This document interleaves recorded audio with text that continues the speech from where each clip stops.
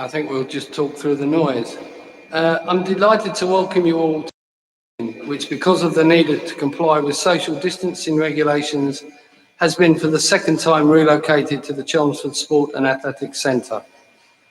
I would again like to thank the staff of Chelmsford Sport and Athletics Centre and Marks Tay Radio for their support in making this event happen today. Before we start the meeting, I need to talk briefly about how we are broadcasting. This meeting will be broadcast live. We are streaming live to Essex County Council Democracy YouTube channel. The recording will be available to watch back after. Further details can be found on page 3 of the agenda. And now may I ask you to be upstanding so we can say prayers, and that today will be led by Councillor John Spence, who is the lay canon at Chelmsford Cathedral.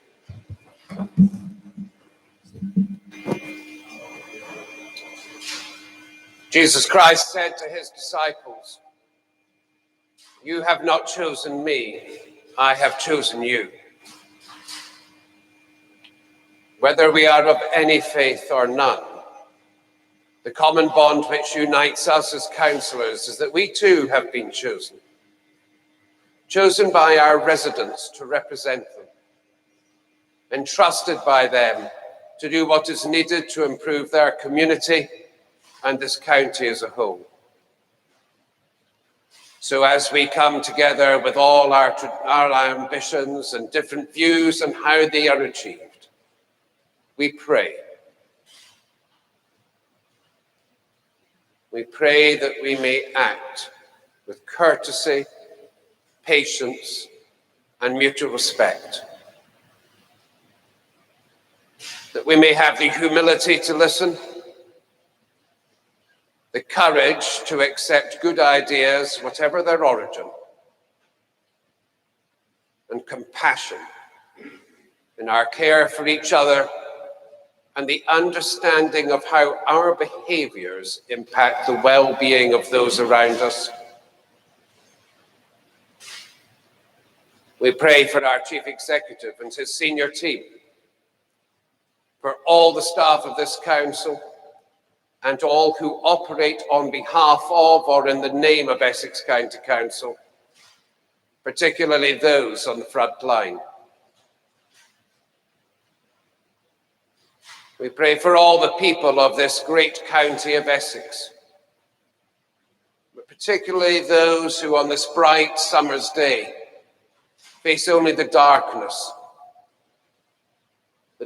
of pain, of mourning, of undiagnosed conditions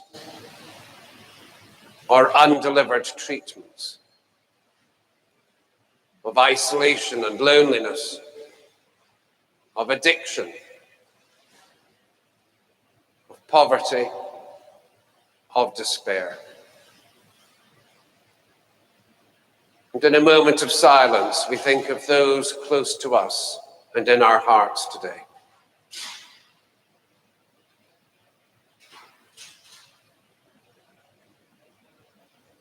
We give thanks for our family, our friends, and our colleagues. We give thanks for the glories of your creation, the chance to live in this wonderful, wonderful world, and commit ourselves to be good stewards of our inheritance. We give thanks for democracy, for the chance to live in a society which is ordered and largely civilized. And we know there is more to do. Let us commit to work together so that girls, women, and indeed all people may feel safe on the streets and in their homes. We pray for the day when discrimination and social abuse based on race, religion, sexuality, disability, or any other form of prejudice may be wiped from the staining mark on the country in which we live. For we know that we may have been chosen by our residents, but in the eyes of God, everyone is equal. So let it be. Amen. Thank you, Councillor Spence. Please be seated. Please can I remind everyone to remain engaged in the meeting and refrain from responding to emails and texts during the meeting. Today, please can I ask members who have a microphone on their table to remain seated when they speak. When speaking, please talk into the microphone, but at approximately a distance of 20 centimetres from the microphone itself. Good luck with that.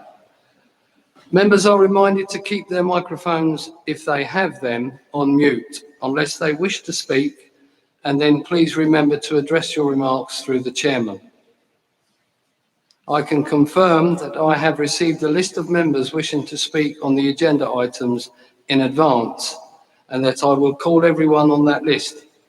However, if others wish to speak or raise a point of order or personal explanation, please clearly raise your hand and we will do our best to identify you in this large space. I will call members to speak and queue up the next member so that they can be ready at the next microphone as appropriate. So please make your way to the other microphone when I say your name. This should allow for a smooth running of the meeting. Please do bear with us today. We would of course prefer it to be in the chamber, but as that is not possible, we are doing the best to make the meeting run as smoothly as possible. Please can I also remind you of the need for all members to maintain 2 metres social distance from one another and from officers throughout the meeting, and when moving around the building, and to use the designated walkways and wear your face covering when you are not in your seat. Please do not smoke outside the sports doors, but go to the front of the building to the designated area. I will be holding a break dependent on business at around 1 p.m. for 30 minutes. I will confirm the exact time at the point of break. All agenda items will be resolved by general assent, unless of course members request a named vote. By general assent, I mean we will not formally vote for or against, but I will seek agreement from you. Members generally indicate their agreement by saying agreed. However, if members want a named vote on any resolution, then they should stand, and if 10 members stand, then we shall do a named vote by roll call. The next agenda item is apologies for absence, and I now call on the Chief Executive to notify the Council of any such apologies. Thank you very much, Chairman. I can confirm I've received apologies from the following councillors: Lynette Bowers-Flint, Dave Blackwell, Laureen Shaw, Peter May, Richard Moore, Luke McKenzie, June Lumley, Mark Stevenson, Mike Hoy, and Paul Honeywood. Thank you. Declarations of interest. Declarations of interest, please may I remind members of the need to declare any interest and to do so now or at the start of the consideration of the relevant items of business. Do we have any? Okay, I'll move on. Public speakers, item 4. Beg your pardon, item 3. Well, we need those. Confirmation of the minutes of the meeting held on the 25th of May, 2021. Item 3, please may I ask confirmation of the minutes to be held on the 25th of May. No discussion except for accuracy, and any question of their accuracy shall be raised by motion standing order 16.6. Are we agreed? I'll sign those minutes then.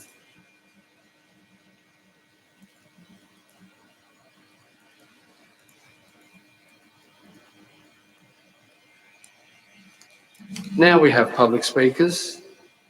I'm advised that registered to ask a question is Mr. Robinson, a resident of Elmstead Market. The question he intends to ask has been printed on your order paper. Mr. Robinson, would you please make your way to a microphone?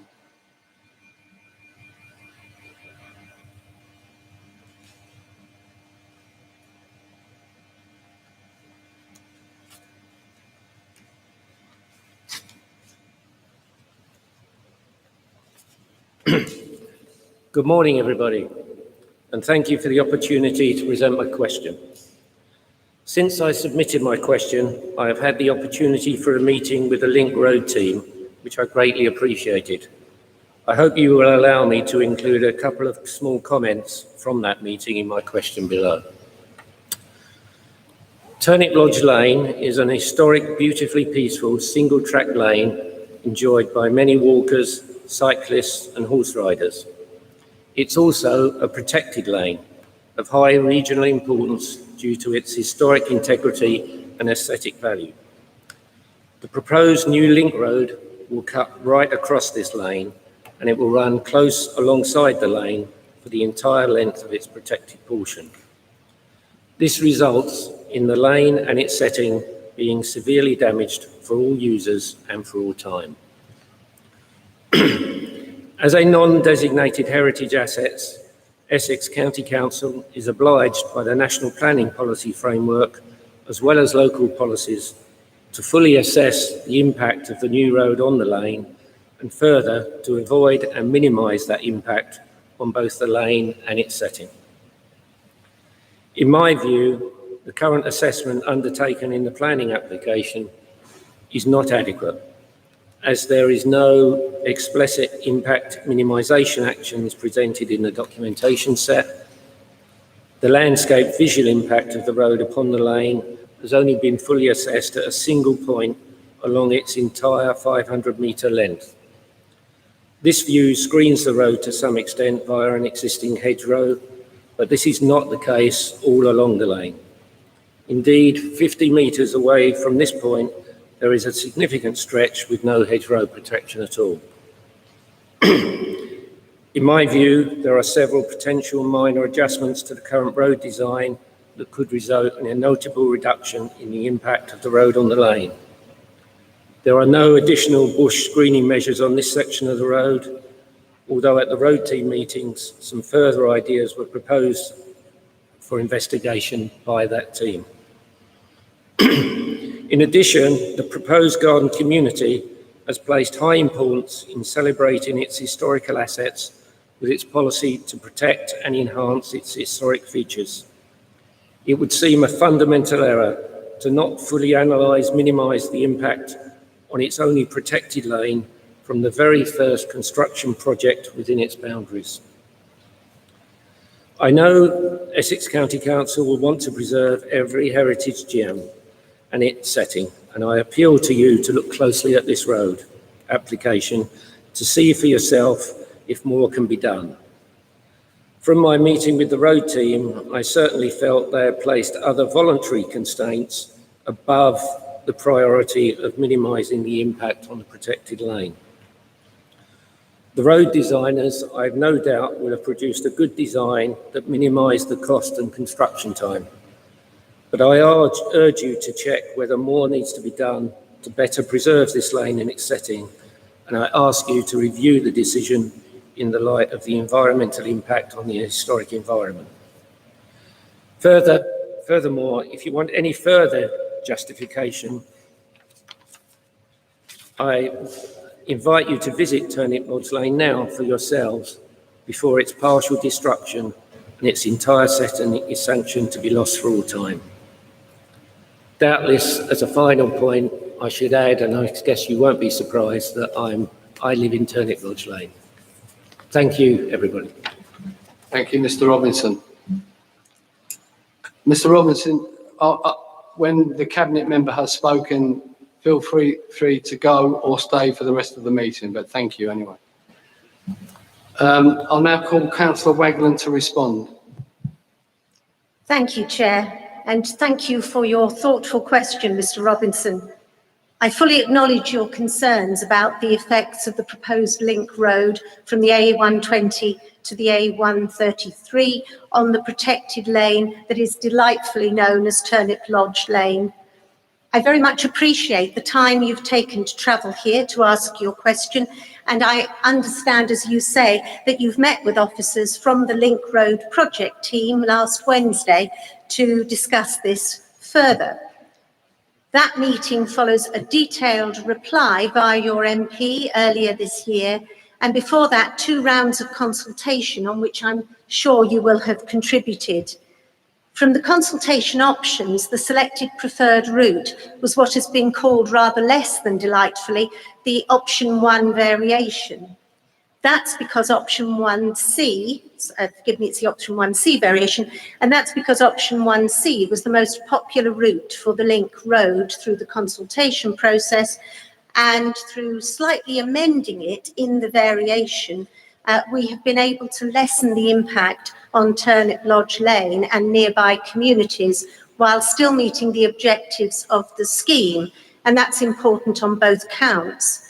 Those objectives include joining up the garden community with walking and cycling facilities, reducing the need to travel by car directly into Colchester, helping to manage congestion on local roads, and ultimately connecting to a new rapid transport system. When we're considering projects like this, the Council must always strike a balance between competing factors, such as highway design standards, other environmental designations, and requirements such as those for segregating cycleways, and those are just some of the matters that have to be taken into account. As part of the proper planning process, the question of the design and location of the link road will shortly be the subject of a further planning application process. That will be the subject of another consultation where you will be again able to contribute, and I do hope you will do so and will add your further ideas following the meeting that you've had with our officers so that they are taken into account in full. All your contributions have been and will be passed to the county planners, and proper account will be taken of everyone's comments when that planning application is decided by the Development and Regulatory Committee of the Council.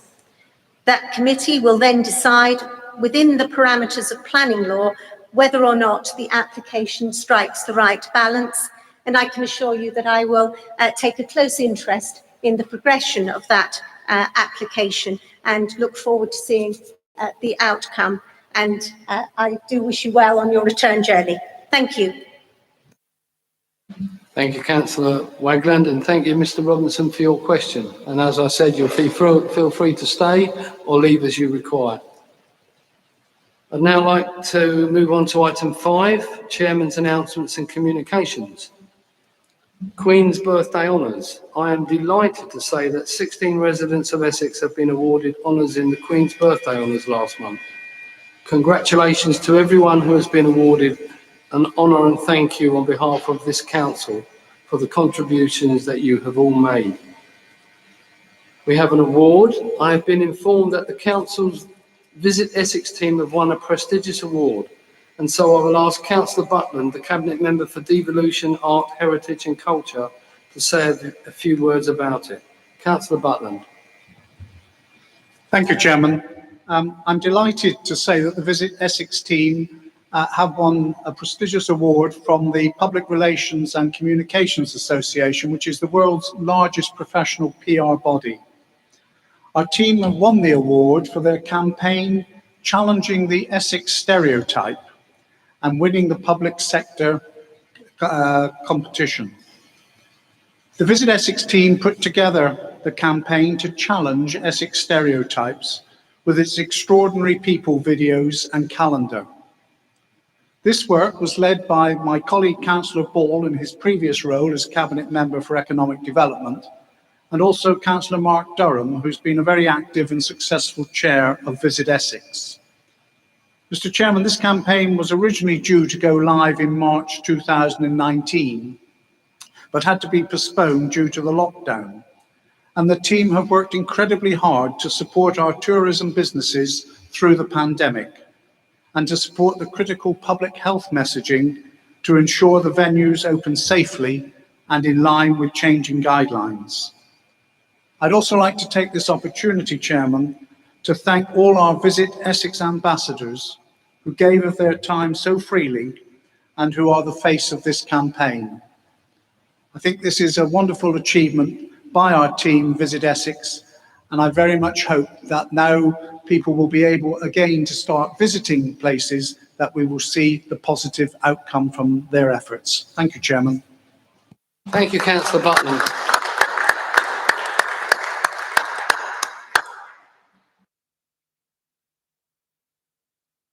we now come on to corporate parenting pledge. Members will be aware of how important the role of being a corporate parent is, and so I would like to invite Councillor Egan, Cabinet Member for Children's Services and Early Years, to say a few words about the corporate parenting pledge and available training. Councillor Egan. Thank you, Mr. Chairman. As lead member for Children's Services in Essex, I have many statutory responsibilities, including the approach we take to corporate parenting. When a child enters care in Essex, each of us in this meeting takes a corporate responsibility to parent that child. So when you become a councillor, you also became corporate parents. And as this council takes this duty seriously, it is imperative we all understand the importance of this role.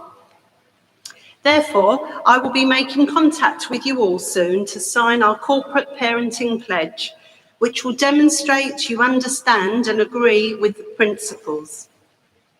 Before I ask you to do this, we will hold a members' briefing session so that you're clear on the principles, as well as some of the tasks and activities members can get involved in, such as fostering and adoption panels and our It's My Life festival happening this summer. An invite will soon be on its way to you, and I strongly encourage you to attend. Thank you, Mr. Chairman. Thank you, Councillor Egan. Item 6 on your agenda is for the receipt of petitions from members, and I have not been informed of any petitions to be presented. Item 7, the executive statement. Item 7 is reserved for the leader to give an executive statement on a matter, the subject of which has been notified to members in advance. I am advised that the leader at this meeting does not intend to make an executive statement, so we will move directly to the next item, which is motions. And the first motion is creation of a free Essex-wide parking permit scheme for carers. Before I invite Councillor Smith to propose the motion, as you all know, there is a proposed amendment to the motion, but I have received notification from Councillor Smith that he is content to accept the amendment. Under the Constitution, the Council needs to agree that Councillor Smith can propose the motion in the form of an amendment by Councillor Scott and as set out in the order paper. If so, there will be a debate on a single motion, which would effectively be the amended motion, and no amendment would be needed. So, do I have your agreement to this, members? Councillor Smith. Thank you, Mr. Chairman. Thank you, members. I appreciate we've already lost 90 minutes today because of being able to obtain this venue. So I've accepted the administration's amendment in the possibility of saving time. At the end of the day, you do have the hands and you have the ability to amend it. So let's not split hairs and agree to move forward. And I know quite a few constituents. My late mother was a carer, and you hear of some of the bureaucratic tales, let's put it like that. One of my colleagues, she works for a leading charity involved with providing care. She has a job in Basildon, and it's say on a weekend, and she's told, could you do a job in Malden, it's near the station? It'd be like, it's not worth my while, because of the complexities of the different parking permit schemes, different schemes, near enough in each authority. And quite often, they might not take the work. That means that person who needs the care is being messed about and having to wait longer. So what this initial motion, now it's been amended and it's been accepted as such, is seeking to do is to create an Essex-wide parking permit in residential parking permit areas for people who provide care. This will enable carers, when they visit clients, to save time and not having to mess around online, because you don't always have the same care staff visiting you. So you can imagine they're on a limited period of time. 5 minutes from a limited call period makes a big difference to that person's care.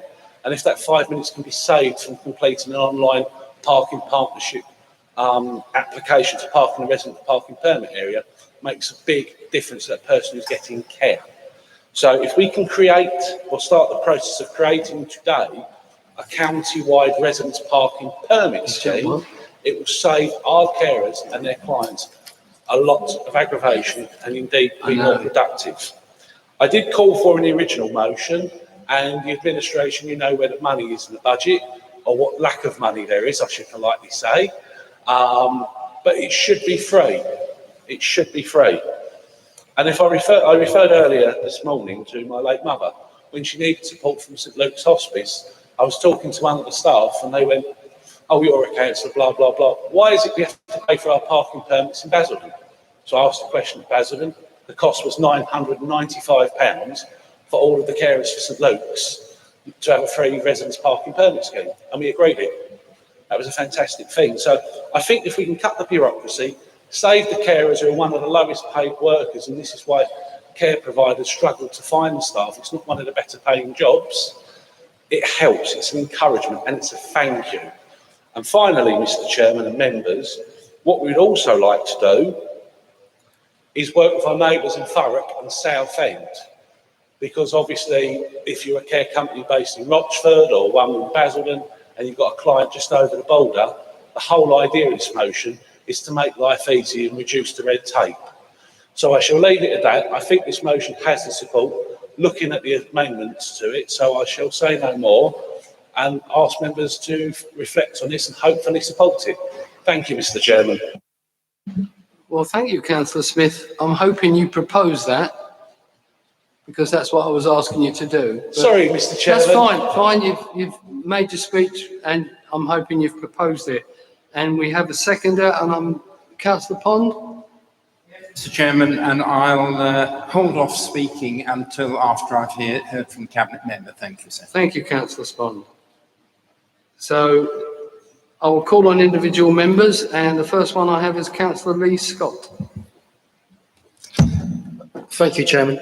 Can I firstly thank my colleague for accepting the administration's amendment on this, because obviously time is of an essence today, and I'm grateful for that. I agree with a lot of what he said. I think looking at our carers, looking at people, is something we should consider, which is why we only made minor adjustments to the actual motion. And that is something that I take on board and will be asking officers to go into as quickly as possible. I, like himself, have had incidents where members of my family have needed carers, sadly, to come. And you're right, we should look after our carers. We should look after the people who are looking after us. So this is something that will be considered. I give you an assurance on that. And also to speak to our neighbouring boroughs about how it might affect them and the impact on that. But he has my assurance. I will be brief, but I will be looking into this and it will be fully considered. Thank you. Thank you, Councillor Scott. Councillor Mike McCrory. Thank you, Mr. Chairman. Well, I've been in contact with the South Essex Parking Partnership manager, who has provided me with some information which I think will assist the debate. Apparently, there are various districts in the South Essex Parking Partnership, which is the only one I can speak for, do have different schemes. Brentwood has a care permit, Chelmsford has a care permit, which is actually free at the moment, but there is a proposal that the South Essex Parking Partnership, which of course includes Basildon, will introduce such a scheme, an annual carer's permit of £10 per annum, which equates to 20 pence a week. This will facilitate parking in high demand areas without the risk of being issued a penalty charge notice. The scheme was going to be taken to the South Essex Parking Partnership Joint Committee this year, December, but unfortunately due to COVID and so on, it's been put off. But assuming the Joint Committee agrees the proposal, there will be a carers permit in the South Essex Parking Partnership beginning at the start of the 22-23 financial year. So I think, in fact, certainly in one half of Essex, and I dare say in the north area as well, they will follow suit. But I think this is already well in hand. Thank you, Mr. Chairman. Thank you, Councillor McCrory. Before we move on, and I know it's very difficult, members, can I remind members that have a microphone at their table to stay seated while they're speaking? Councillor Aidan McGurran.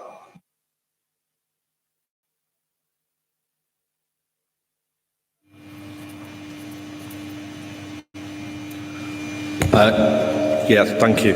I'd like to support the amended motion, albeit a little reluctantly. Call me cynical, but I prefer actual action to considers, although I do understand the reasons why Councillor Smith has accepted it. If we didn't fully appreciate the importance of our carers and health carers, assistants and associated volunteers previously, we've certainly come to value them in the last 15, 16 months. While clapping our key workers is nice, it doesn't pay their bills and it doesn't make their day-to-day existence any easier. Care workers often have very limited time to carry out their visits, and travelling time is often not included in the pay, which is a disgrace. The last thing our wonderful care workers need is to have to waste time searching for a parking space, often some distance from the home of the person they're visiting, resulting in them either having to spend less time on the vital visit or extending the length of their unpaid day. My only slight criticism of the motion is that I would like it to go significantly further, but it is still a step in the right direction. However, I trust that the Cabinet member will fulfil his promise to actually take action and not merely kick this into the long grass. I would also like to remind the appropriate Cabinet member or members that Basildon Council passed a motion a few months ago approving a carers charter which committed to paying care workers the real living wage, full pay for sleep-ins and travel time, fair contracts with an end to 0 hours, enough time on home visits to provide decent care. I hope that that will be considered by this council at the earliest possible opportunity. Thank you. Thank you, Councillor McGurran. Councillor Sue-Lissamore. Thank you, Chairman. I'd like to declare an interest as my youngest daughter is a carer. She earns under £9 an hour and the work she does is absolutely outstanding. The average wage of a carer nationally is just £9.20 per hour. Their work, as we can all appreciate, is a huge asset to our communities. Their care, concern and dedication to duty needs to be supported and nurtured. However, this motion needs to be looked at properly. We know, no matter how full of good intentions we are, that these issues need to be investigated and they need to be costed. Therefore, I very much support the amended motion, and I will certainly work with the Cabinet member to make sure that we can implement this as soon as possible. Thank you. Thank you, Councillor Lissamore. I have no other speakers. I do. Councillor Pond. Yes, just to formally, Mr. Chairman, to second the motion and to address a few words. Essex was divided for parking purposes by my old pal Rodney Bass into North and South. South Essex Parking Partnership's territories abut, as Councillor Smith said, two unitary authorities, Southend and Thurrock, which are very close to the Essex border. And North Essex, it also abuts North Essex, for instance, on the Brentwood Epping Forest boundary and the Chelmsford Braintree boundary. The propinquity of these non-SEP authorities or non-NEP authorities actually make the provision of domiciliary care particularly difficult. In my area, we have difficulties with the similar boundaries with the London boroughs of Waltham Forest and Redbridge. And in particular, Waltham Forest London Borough virtually is one complete collection of CPZs throughout its territory, north to south. A carer providing domiciliary services cannot just cross the border, for instance, between Loughton and Chingford, 2 miles away, or vice versa, and then park near a client's house. And more residents, Mr. Chairman, are choosing domiciliary rather than residential care, partly because of the experience of the last year or two. So our motion, Mr. Chairman, advocates the provision of a golden pass to obviate the difficulties. I quite appreciate that the administration want to have a look at it and will want to perhaps tailor it to their needs.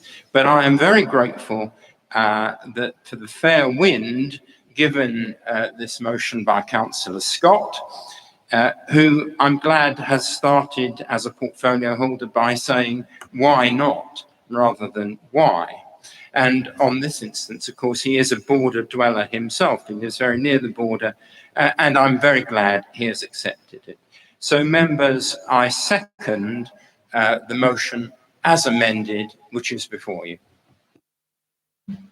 Thank you, Councillor Pond. I hadn't forgot you. I was just making sure there was no other speakers. I'll now put the substantive motion to the vote. Are we agreed? So that's carried then. Thank you.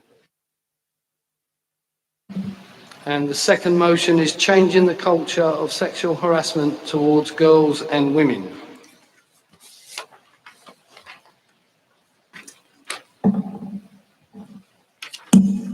Can I call on Councillor Corey to propose? Thank you, Chair.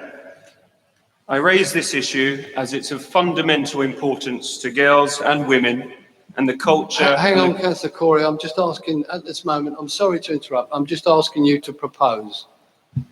I propose the motion. Thank you. And can I ask Councillor Goldman to second? Yes, seconded, Mr. Chairman. I'd like to reserve my right to speak until the end. Thank you. Can I call on, beg your pardon, do we have an amendment? Yes, we do. Can I call on Councillor McKinley? Thank you, Chairman. I move the amendment as outlined in the pack. Thank you. And do I have a seconder, Councillor Ball? Seconded, Chairman. And do you wish to speak now or reserve your... I would like to reserve, thank you. Thank you. Is there any other amendments? No? Then I'll call on... Sorry, Councillor Corey. I'll call on Councillor Corey to now speak. You have 5 minutes. Thank you. I will learn the etiquette as we go along. So I would like to raise this issue. As I say, it's of much importance to young girls and to women and to the culture and to the cohesion in our county. The evidence outlined in the motion is absolutely clear, and in the preamble to my motion as well. It's clear from the Ofsted report on the 10th of June 2021 that culture change is needed to tackle normalised sexual harassment in schools and colleges. Sadly, just last week in Colchester, one of the best performing state schools in the country, the Colchester Royal Grammar School, has received a damning report from Ofsted about a rape culture, seeing the school rated inadequate for its inability to tackle the issues of sexual harassment. This is damning, and it's in our county, and we see from the Ofsted report that it's across our schools and college and education institutions. It's happening now. This inspection happened in May in Colchester. We need to tackle it. Yet raising this terrible issue and offering a consensual and constructive approach, I feel completely rebuffed by the leadership in Conservative amendment. This is a political issue over which we should come together and not be divided. The evidence is clear and shocking. Our schools and our girls need support. I am therefore puzzled as to why the amendment deletes the evidence from the Ofsted report outlined in former paragraph 3, which states around 9 in 10 of girls spoken to said that sexist name calling and being sent unwanted explicit pictures or videos happened a lot or sometimes. Inspectors were also told that boys talk about nudes they have and share them among themselves like a collection game, typically on platforms like WhatsApp or Snapchat. That is vital evidence that as a part-time teacher, I understand and I am concerned about. We have to face the problem, not ignore it. Why has the Conservative amendment deleted this? We cannot cover it up. In my motion, I call on this council to research, to understand the Essex experience and to explore the wider social and cultural causes of this issue. This has also been deleted. I call on the Cabinet and the Council to take a lead, but sadly, like the national politicians in response to racism with the England football team, if you don't fully recognise and condemn the issues publicly and clearly, you aren't a help at all. Instead, you may make it worse.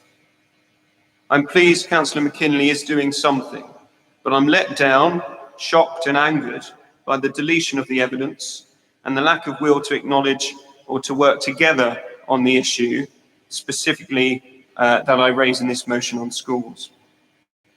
As a teacher, I believe that it is essential for us as a council to act and lead on sharing and developing the resources and guidance that is being put out by government, but also on the relationship, sex, health and education resources. Schools are not in a position to act on this enough, and I think the county needs to take a role on those particular educational points. Lastly, this motion, in action point 1, calls on the Cabinet and the Council to publicly acknowledge and to respond to the issues highlighted in the Ofsted report.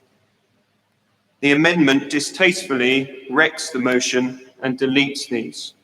All 6 points deleted and removed. This motion then becomes purely a cover-up and ignores the severity of the issue at hand. Please do not let down our young girls and boys in our schools and tackle this issue now. I propose this motion. Thank you, Councillor Corey. Just for information, our constitution has nothing in it about wrecking amendments. I call Councillor McKinley. Thank you, Chairman. In opening up with the amendment, I wanted to start by saying thank you to those members who have contacted me, whether that be by email or verbally, to offer their support for all that we are trying to do here in Essex to address the issue of violence against women and girls within our society. I had hoped, and I am still hopeful, that this will be cross-party. I think the comments that we've just heard, I would absolutely echo in respect of there being no space for party politics in this, and it is something that we all need to come together on. So I do find some of what's just been said somewhat disappointing, particularly given the updates that were sent to all members yesterday and the invitation to all group leaders to put forward a representative from their party to join a cross-party reference group to look at the strategy based on evidence and data that will come forward this summer. So the reason that we wanted to put forward this amendment really is multifold. Firstly, a lot of work is already underway and members have hopefully had the opportunity to read what was sent to them yesterday. But as a very short summary, a survey that has gone out, which has already received 750 replies. There's going to be some breakout focus groups understanding not just the responses to that survey, but actually what lies beneath it. We're working with our partners, whether that be through crisis help groups, whether it be with the police, whether it be with our district, borough and city partners, youth services, the youth assembly, schools, universities. This is a very comprehensive piece of work that is seeking to ensure that we hear from people across the board. So given that so much is already happening, I think it's important that we acknowledge that that work is underway and that we are not starting from a zero base. I also think that there is more to this than just schools. And members who have heard me speak on this matter before will be aware that I very strongly see this as a societal issue. It is not just down to women and girls, as we heard in the opening gambit a few moments ago. This is important to men as well. And if we do not recognise that the only way we will make change is by coming together and all playing a part, whether that is as politicians, as teachers, as parents, as colleagues, then we will simply be failing our communities across Essex. The cross-party reference group will be looking at the strategy, as I said a few moments ago, based on the data and the evidence that comes forward this summer. My intention is that we will hold that first meeting in September, and I hope from there that we can continue some positive work for the benefit of Essex. Thank you. Thank you, Councillor McKinley. Councillor Kerry Smith. Councillor David King.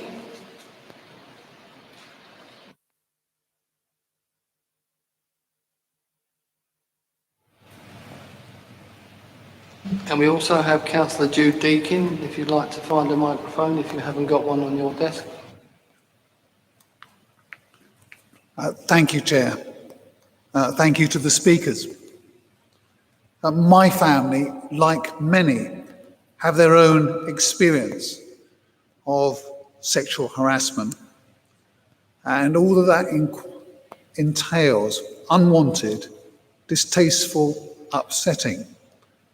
Not all can cope. None should. So I applaud the motion.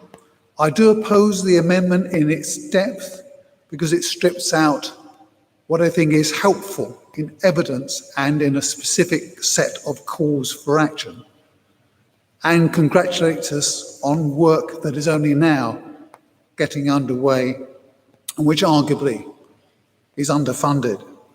But regardless, I'm glad work and the start is being made.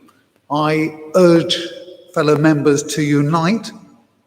This council must do everything it can to change the culture, to make respect for each other the only way in which we do deal with the times and circumstances we're in, and the only way in which we approach girls and women. Thank you. Thank you, Councillor. Councillor Deakin. Thank you, Chairman. I have raised this subject in the past in relation to sexual harassment of girls and boys at a highly regarded school in my division here in Chelmsford. Those pupils have felt that their experiences and their allegations have been treated with a very light hand by staff and not always in line with school policy. And this needs to change, not just in this particular school, but in every school in Essex. I cannot support the amendment because sadly, key parts of the motion have been removed. Education should play a central role in removing blame from women and educate to change culture and attitudes of boys and men, and therefore I support the motion. Thank you.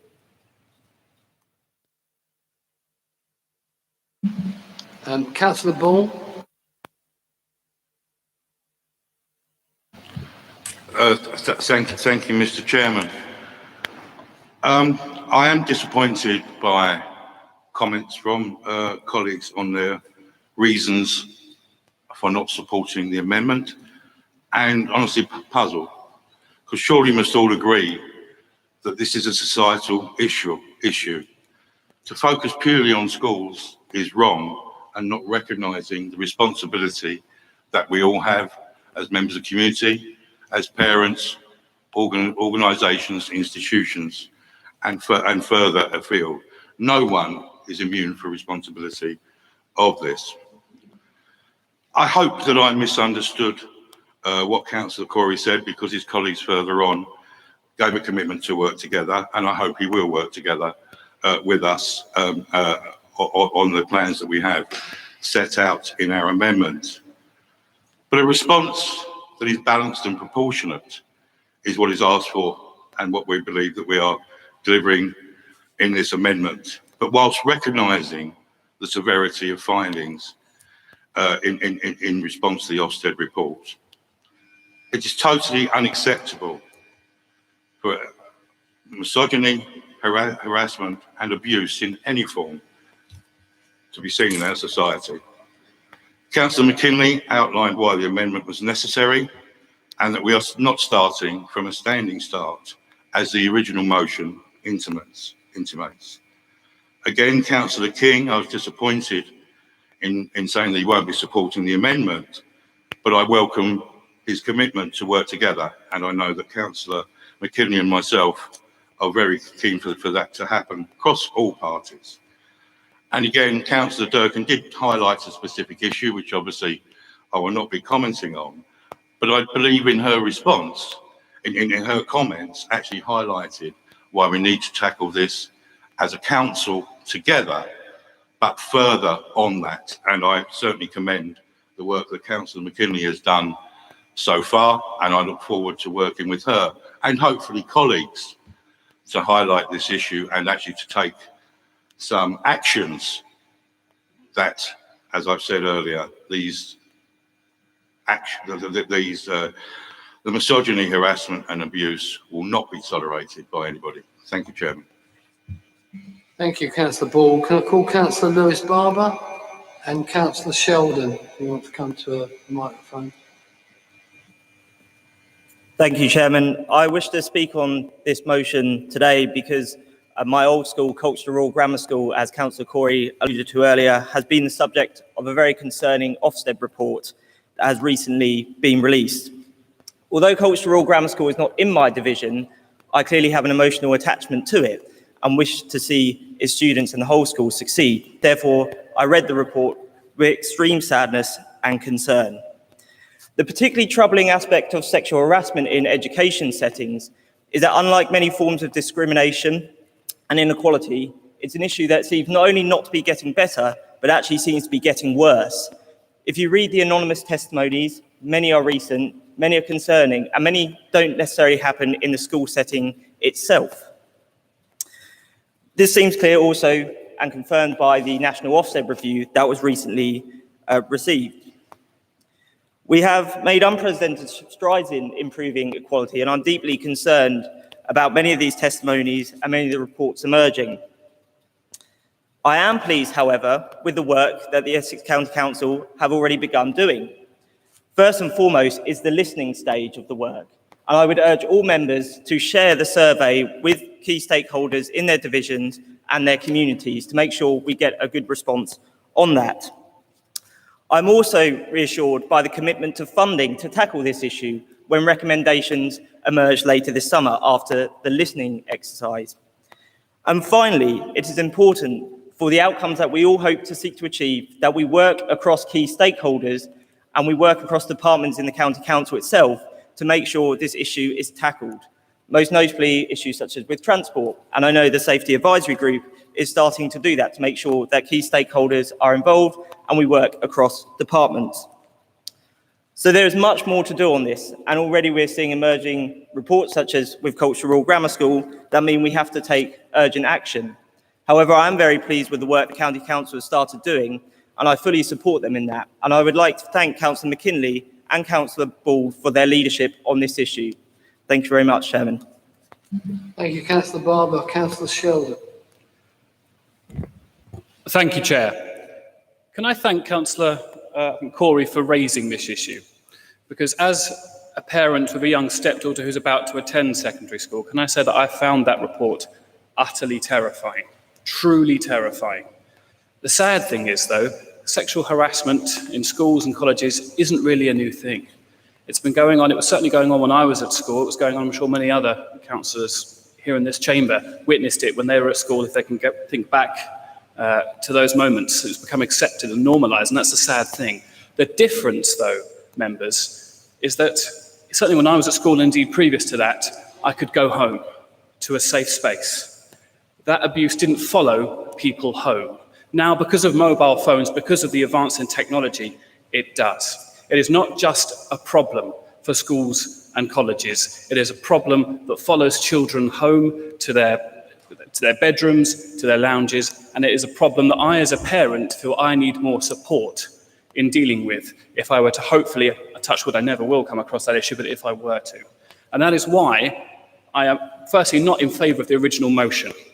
A solution focused entirely around schools and colleges does not equip parents, does not equip sports coaches, not equip any other supporters of those children, whether it be through clubs or whether it be other members of the family, to deal with those issues. The work of the Safety Advisory Group will. It is work that we should support. As a parent, Mr. Chairman, members, this is an issue, but it is not an issue that can be dealt with at schools and colleges. It is an issue we need to equip parents with. We need to equip other people other supporters of children with. It is an issue that needs a whole society approach. And that's why, Mr. Chairman, I'm fully backing this amendment. Thank you. Thank you, Councillor. I'll now call on Councillor Goldman to reply. You have 3 minutes.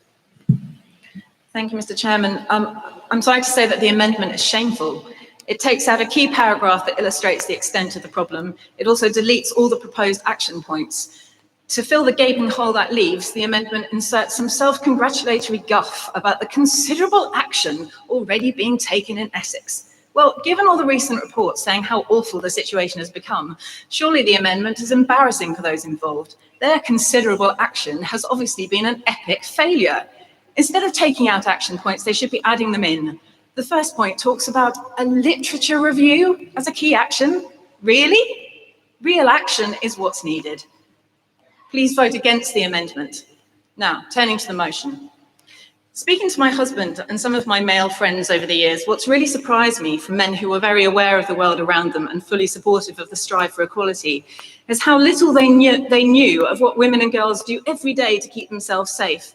We do it from a young age, often without really thinking about it. We ask our friends to watch our drink in a bar when we go to the toilet, not so that it doesn't get stolen, but to stop it being spiked with some kind of date rape drug. We are acutely aware of the route the taxi driver is taking, at every turn making sure it's the right one, taking us home and not to a dark alley.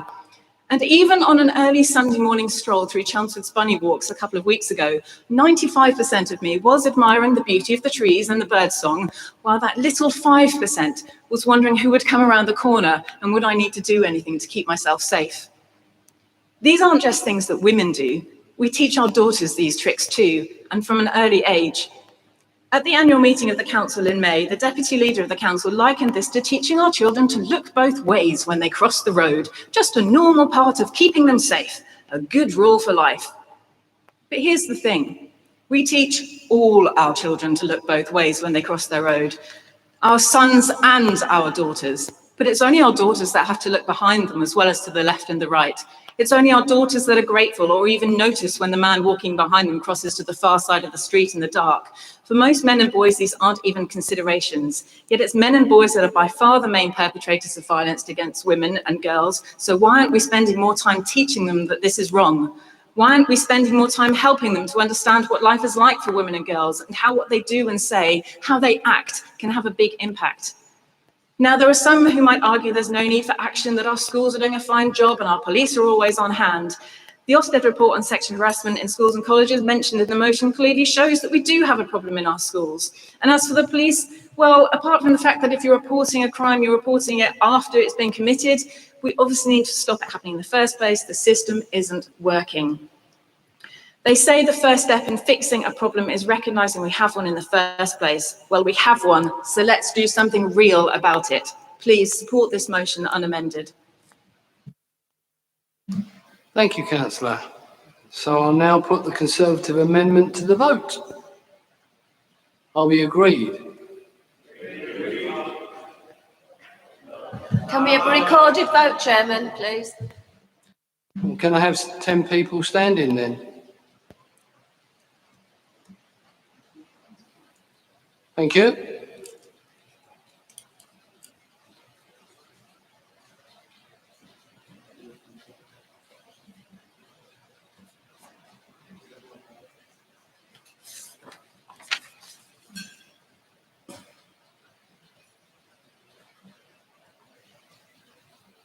Over to you. Right, Thank you, Chief Chairman. Executive. Thank you, members.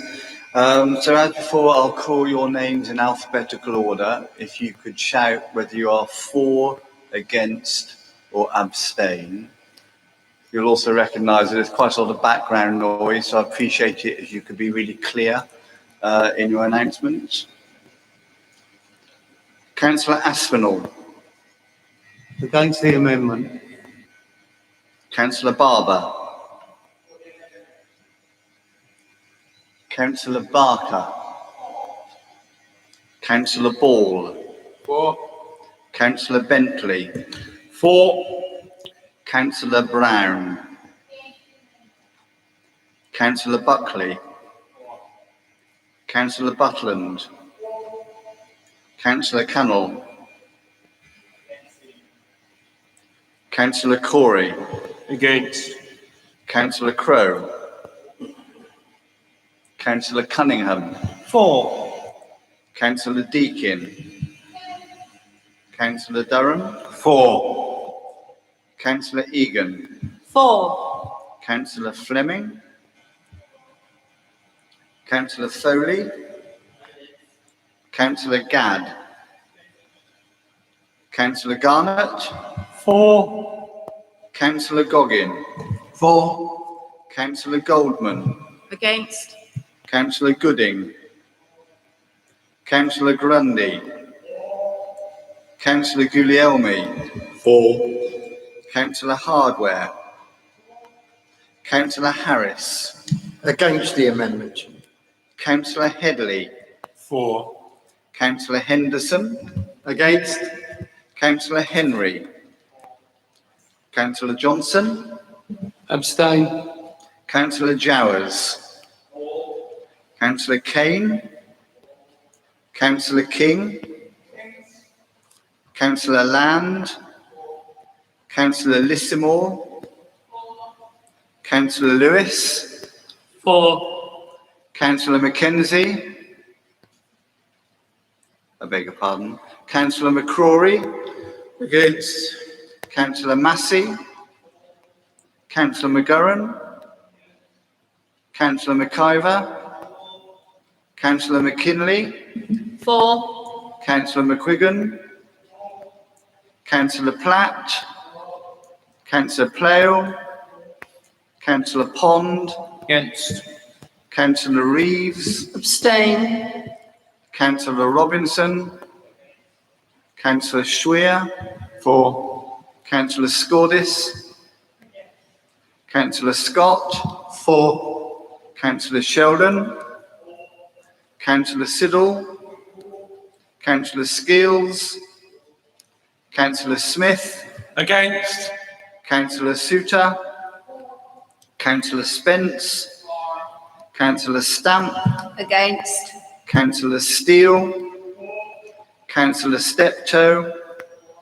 Councillor Thorogood. Councillor Vance. Councillor Wagland.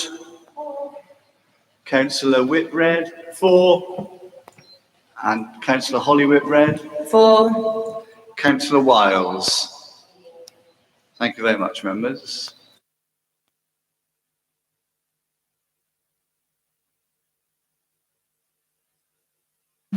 So the result of the Conservative amendment is 44 for, 19 against and 2 abstentions. So that's carried.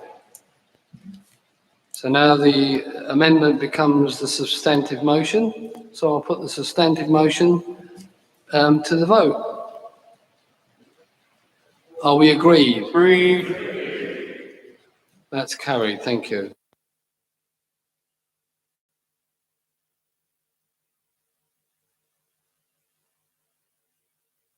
Right, the last motion we have today is levelling up in Essex, and I'll call upon Councillor Guglielmi to propose. Thank you, Mr. Chairman. I do propose. And I ask Councillor Sheldon to second. Do you wish to reserve your right? Thank you.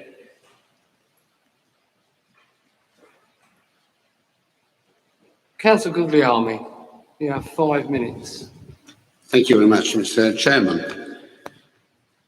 Having been involved in a very exciting bid to the Levelling Up funds, it gives me great pleasure to propose this motion, which all member will have had sight of.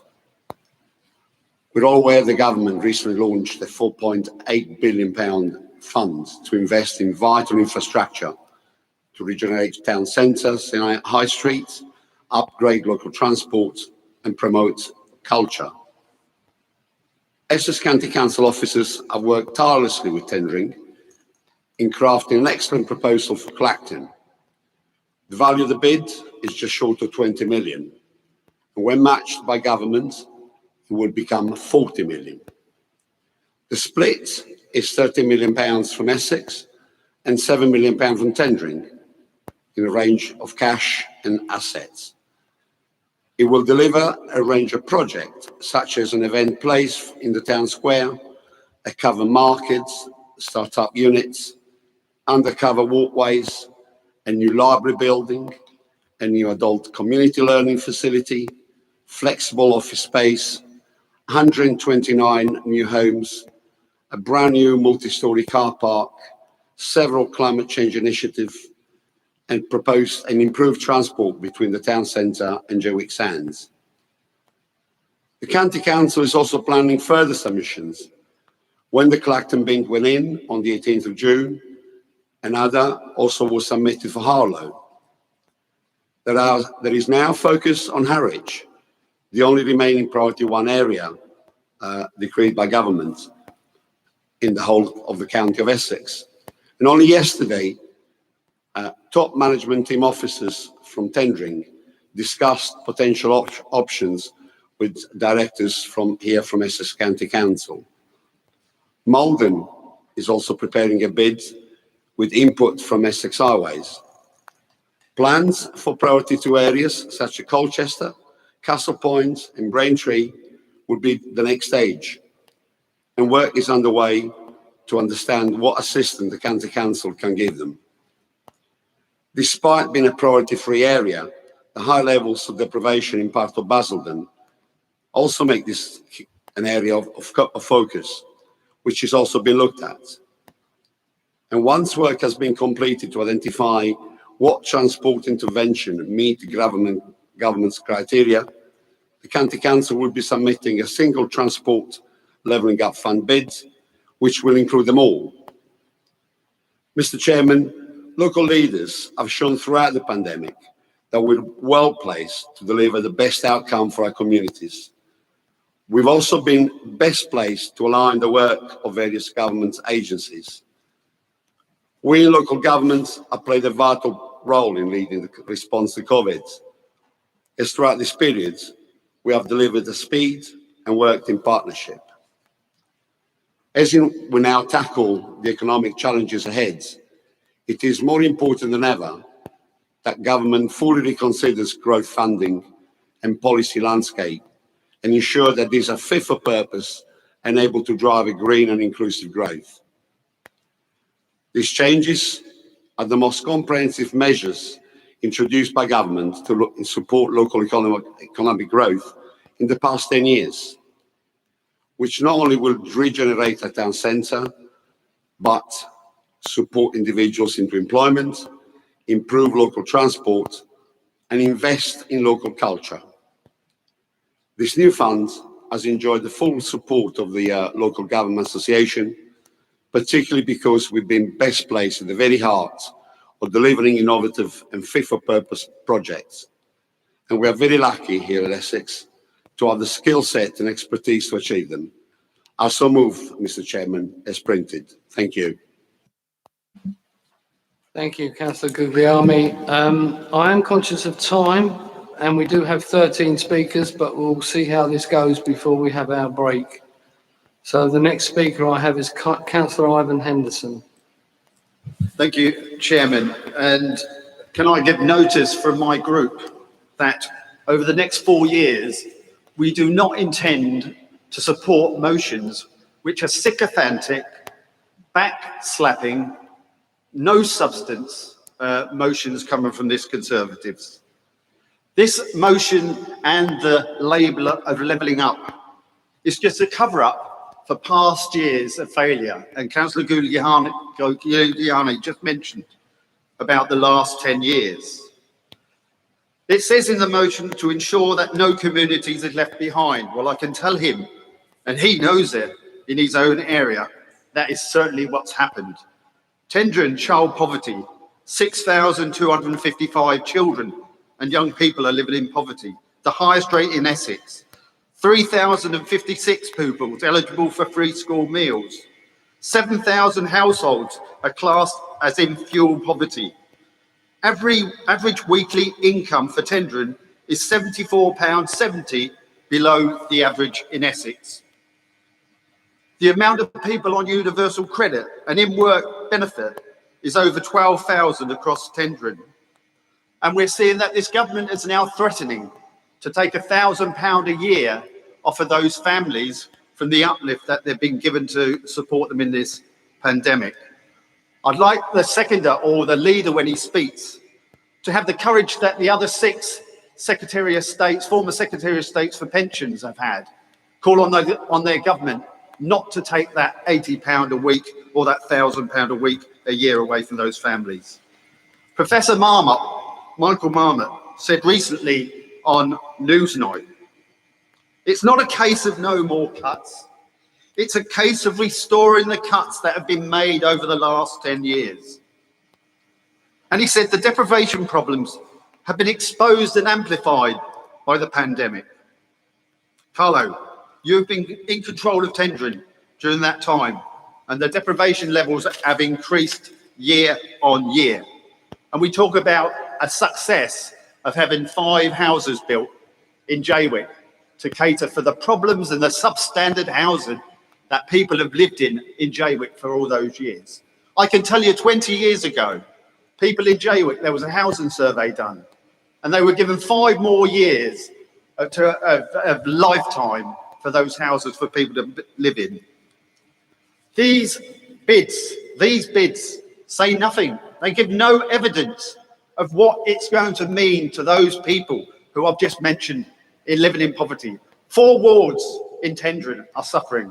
We need to localise the targeted poverties of deprivation in our areas, not just chuck money at it as a main soundbite from Boris Johnson to make him feel good. Can you Mr. Chairman, please? I believe we need to look at this very carefully to make sure that the money goes where it's needed, and we actually change and have the evidence to reduce those levels of poverty that those people have suffered for many years.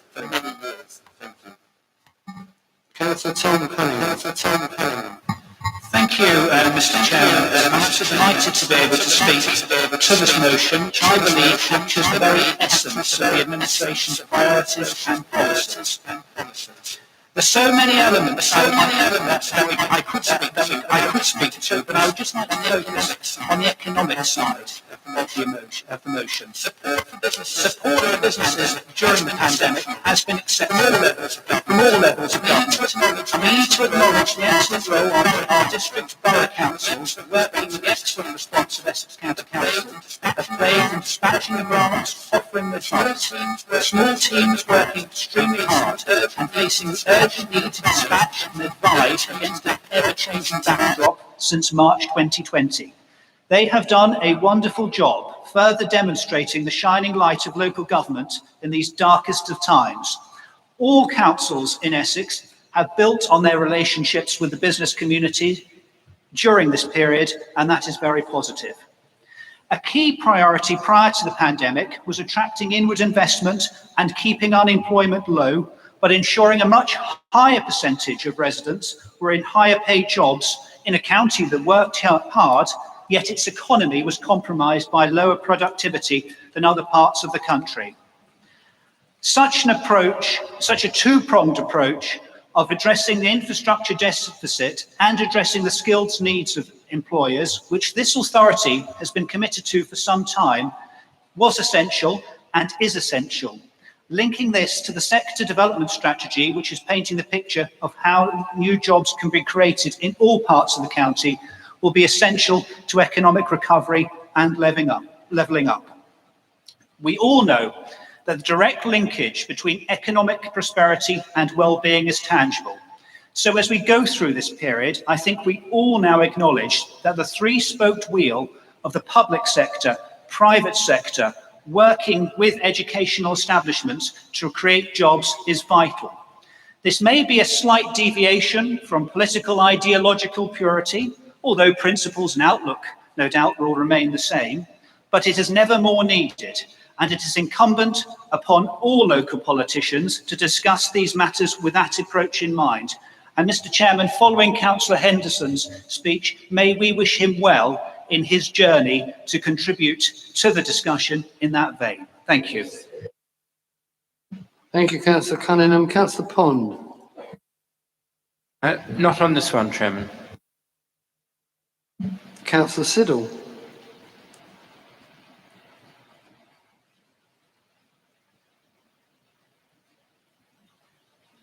Councillor Corey's got one. Are we on? We are on. Good. Mr. Chairman, members, when we think about levelling up, it will mean different things to each of us. But you may be surprised to hear that inequalities within regions are larger than equalities between regions. And that's certainly very much the case in Essex. That's why this is so important. That's why everyone should get behind this plan. This council has a great track record and has worked hard to address inequalities. And this levelling up plan for Essex could not come at a more important time. We're all well aware of the devastating effects the pandemic has waged on businesses, but we'll all be very much aware of the amazing resilience and the newfound army of community volunteers who've come forward in aid of many of the most vulnerable residents in our society. I'm delighted that this plan in front of you looks to harness and build on this over coming years. It recognises the importance of all partners across public, private and voluntary sector. And it also recognises that the arts and heritage sector have a really important role to play in people's well-being. Good jobs across the whole of Essex are so important. No section of our community should be left behind. Infrastructure is so important. Our roads, as well as our digital infrastructure. The rollout of superfast broadband by this council and its district partners has played a really important role in giving the people of Essex the ability to work from home. And it's important to make sure that everyone in Essex has access to fast, reliable broadband. The plan has real ambition, high quality environment, meeting net zero targets and a focus on reducing the council's carbon footprint. I know many councillors here are businessmen, and with my business hat on as a specialist in lean manufacturing, I absolutely buy into the minimising waste, which has a direct effect on the environment. We need to help businesses to become more efficient, use less energy, produce more products, produce less waste, and design products which allow valuable materials to be recycled and reused. This plan also recognises how important health, well-being, and independence for all ages it is.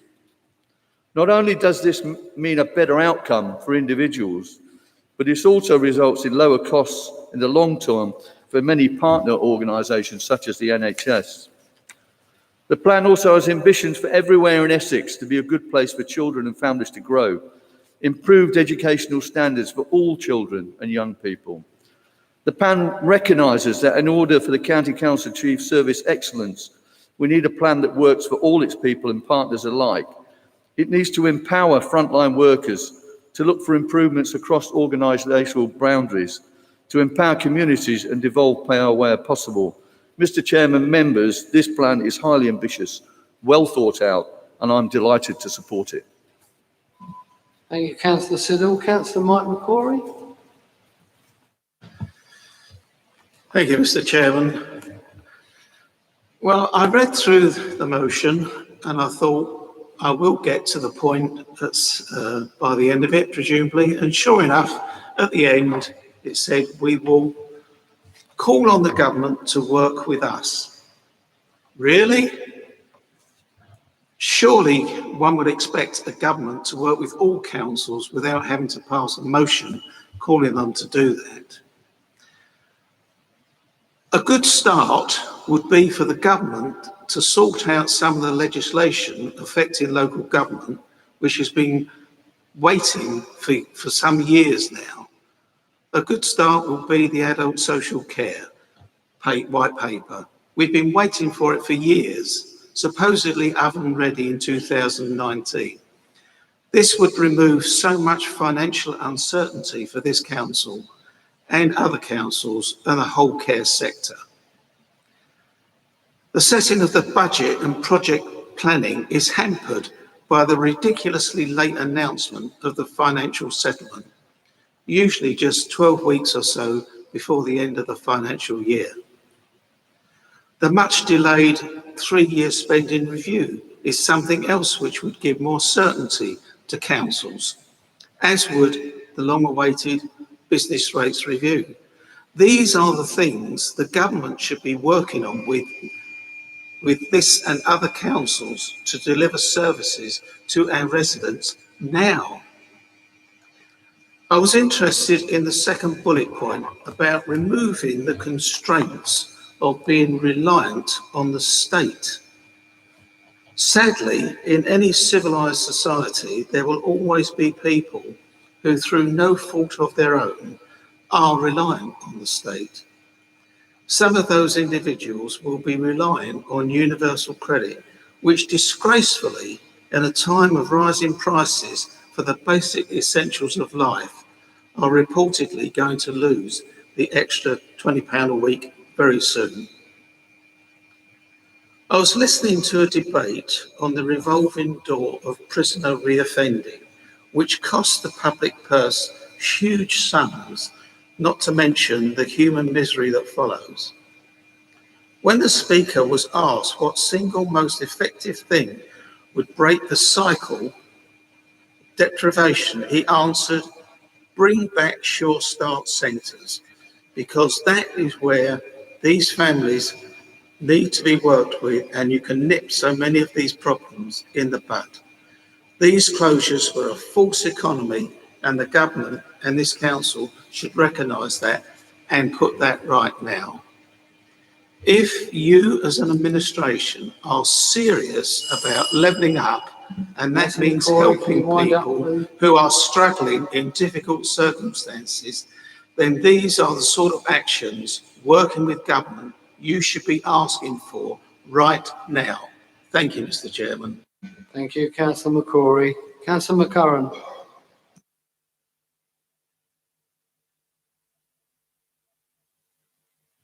Thank you, Chair. Levelling up, it's a shame actually Councillor Luke Mackenzie isn't here, and that's something I never thought I'd say, because he could have perhaps done something that no one else has so far.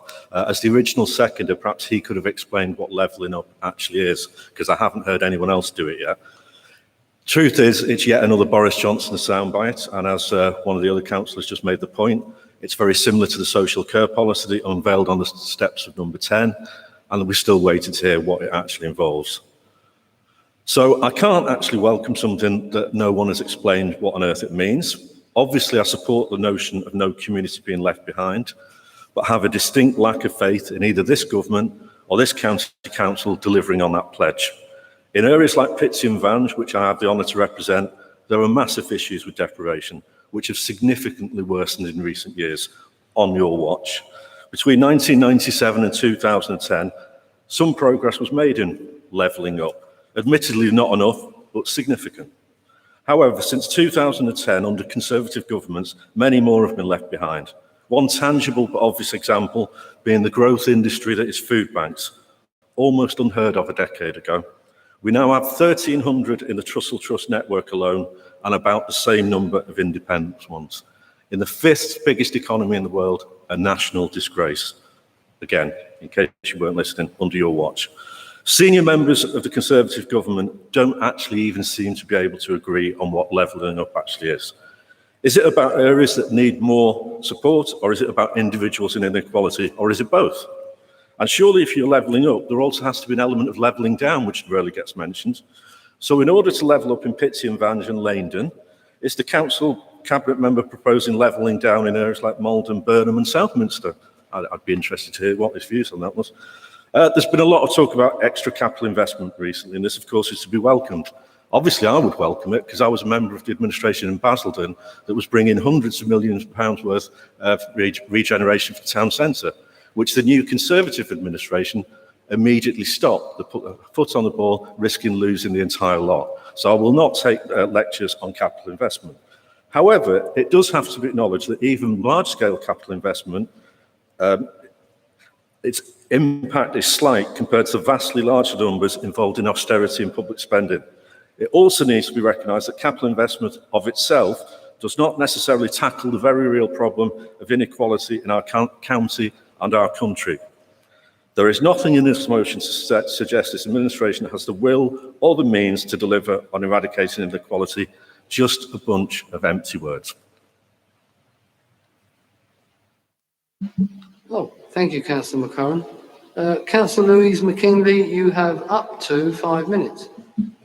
Thank you, Chairman. So what is levelling up? It's categorically not levelling down, and how anybody can stand up and suggest that there is some faux relationship between those who are better off and have made advancements in society and those who still need assistance by somehow pushing them down and therefore saying job done is beyond me. Levelling up is absolutely about looking at our communities and at our families that need additional support. It is, as the motion says, about looking at the root causes of why some people have better life chances. And it is through speaking to those individuals and those communities and getting a better understanding of where the challenges lie that we will be able to make some inroads. So we know skills, jobs, housing, and I can announce today that we are going to be increasing funding to Peabody to help those families who are at risk of becoming homeless before they get to a more acute stage. It is about helping those families with childcare. And as you've seen over the past year, the comprehensive plan that this council under this administration has put together to help working families during the school holidays. This summer, we're going to be introducing nearly 300,000 sessions to support young people across Essex in every borough, city and district with their childcare, allowing them to engage in positive activities whilst their parents can either go to work or can go and look for work. It is about looking at the infrastructure across Essex, whether that be roads, trains, whether it be about broadband. And it's about making sure that we're also crucially looking at the infrastructure within our communities. Strong communities will help themselves. And the role that I very much see that we can play is to help facilitate that. And if we learn anything from this past year, it is about the power of community. When it does come together, when we do see the third sector, volunteers, the state and the private sector working together to support the most vulnerable. So, Chairman, I very much support what we're hearing today in terms of this motion. It cannot be right that we advocate that people spend a life on benefits, not just because it's about the economics and the public purse, but because it's not right for those individuals. If you want to give people control of their lives, you have to enable them to be independent and not encourage them to be shackled to the dependency of the state. That's why it's about root cause. That's the approach that we will take. It is going to be generational. Some of this will be able to deliver sooner rather than later, but we are talking about significant change, raising the eyes up, increasing aspiration, and making sure that individuals and communities know that they can and will have a better future, that they are entitled to jobs that many of us would consider for ourselves, and that we can do all we can to support them in achieving that.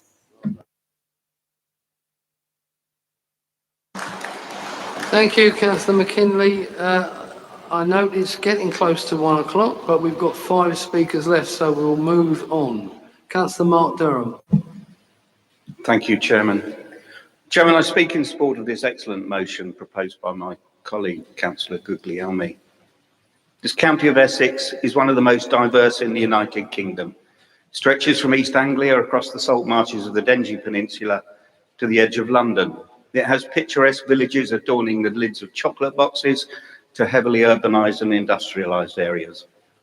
Equally, it has a diverse population with just about every race, colour, nationality and religion represented within its borders.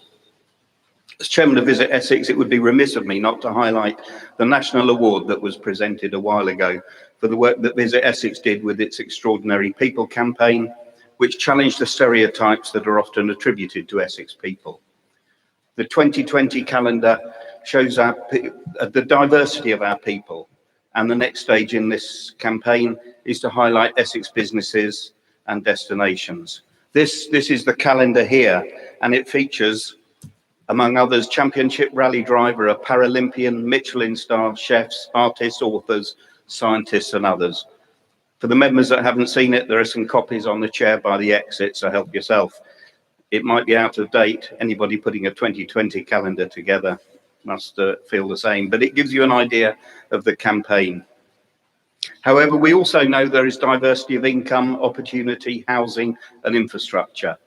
Essex has some of the wealthiest areas as well as some of the most deprived in the country, which leads to severe inequalities for our residents. And in some cases, it can prevent people from being able to fulfill their ambitions and realise their potential.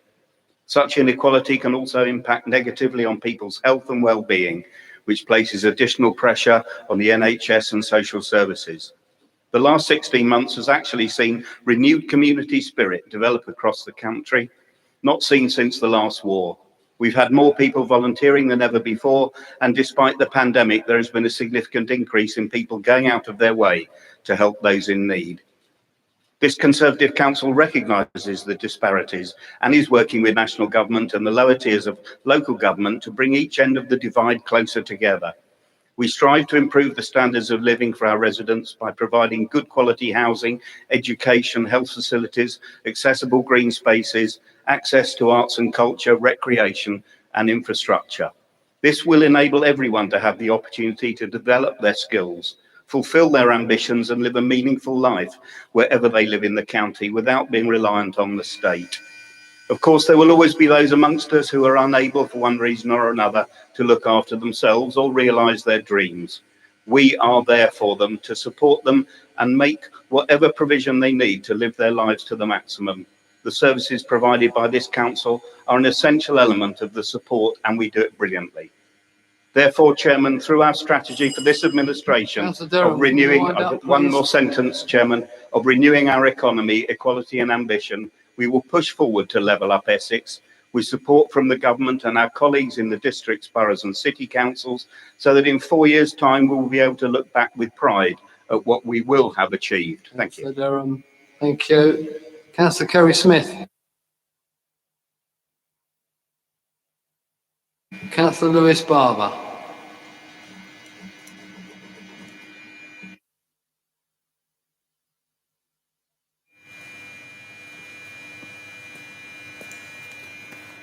Thank you, Chairman.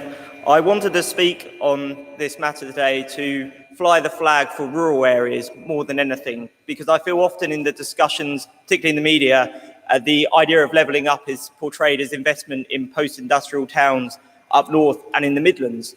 But it means so much more than that as well. And I'm proud of the levelling up strategy that we're both seeing at a local level and nationally that will see rural areas supported too.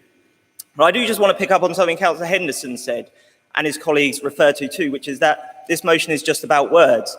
But in Colchester, we've seen over £18 million from the government as part of the Town Deal Fund, which is leading to real results. We'll see investment in our most deprived wards. We'll see investment in job creation. We'll see investment in our heritage industry. We'll see unlocking of tens of £millions more worth of investment as a result of it. We'll see investment in youth services, over £1.3 million. This is what levelling up means. It means tangible results. And in rural areas, there are significant challenges too. For example, 44% more public investment is made in urban areas compared to rural areas. 18% of the population live in rural areas nationally, but we only have 10% of affordable housing. And we know the challenges that lack of affordable housing brings for all sorts of issues, such as productivity and life outcomes. Rural areas also see almost double the amount of money spent by households on transport compared to urban areas too, eating into household budgets. But I'm excited about some of the opportunities that are rising in my division and elsewhere for rural areas. The Rural Mobility Fund, being trialled at the moment by this county council with investment from the government. The Bus Back Better strategy, which is very Boris Johnson, but also will leave exciting opportunities to have closer relationships and better outcomes with the bus companies on things such as ticketing, timetabling, and reliability. We're also seeing investment in rural broadband, which is vital more than ever because of more work from home. I cannot tell you the amount of queries I get from people who now have to work from home but are struggling with their broadband. But now with the investment that is coming forward, I'm seeing their lives improve as a result. We're seeing the safety survey. That is key, as we've discussed already today, because we need to see equality of opportunity for young people and young women and women of all ages across our sectors of society.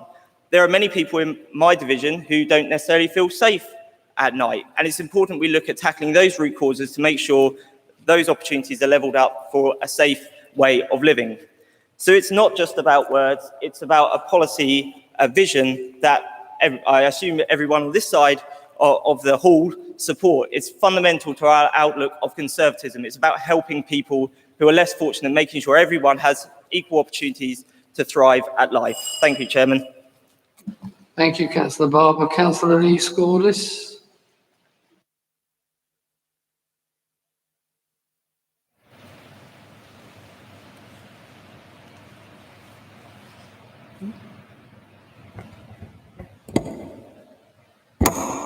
There we go. So here we go again.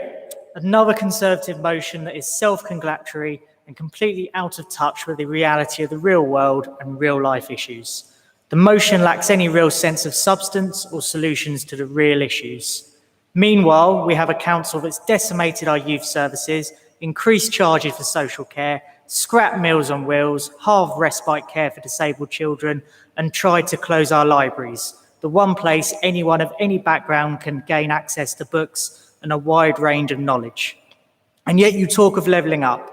The short-sightedness and rank hypocrisy of this council is truly astounding. The motion mentions the root causes of, I imagine, poverty. I'm not sure why any investigation is needed. The evidence is out there.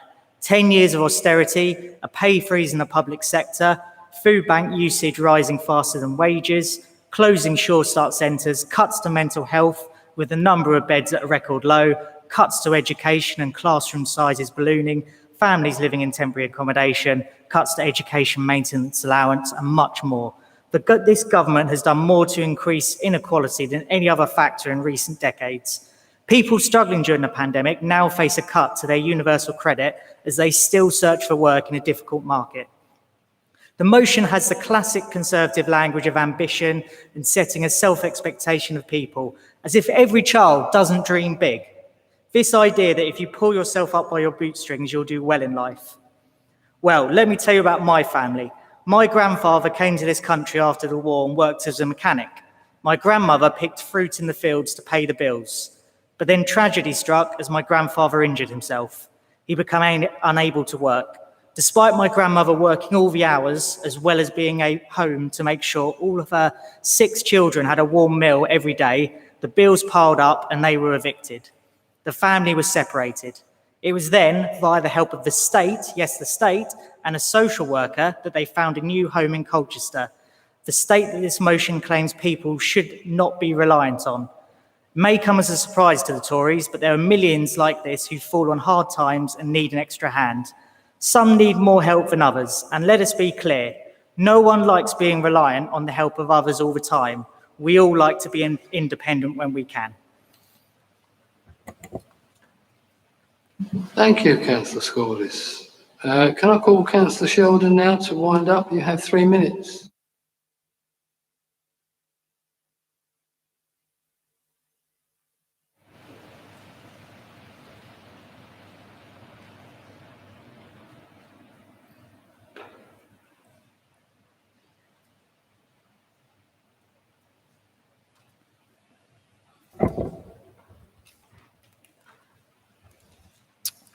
Thank you, Mr. Chairman. Apologies, I did attempt to put my mask on there, just walking down, just so you know. So I'm standing here just to summarise the debate on behalf of Councillor Mackenzie, who sadly can't be here because of illness. And I have to say it's been a very, very lively debate, focused a lot around ideology.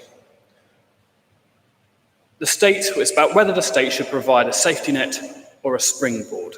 And I believe levelling up, as outlined by Councillor Mackenzie, really typifies the fact that the state should provide a springboard, and that we, as an Essex County, as a council, as Essex County Council, hold some of those levers to help provide that springboard. And that's exactly what this motion is about today.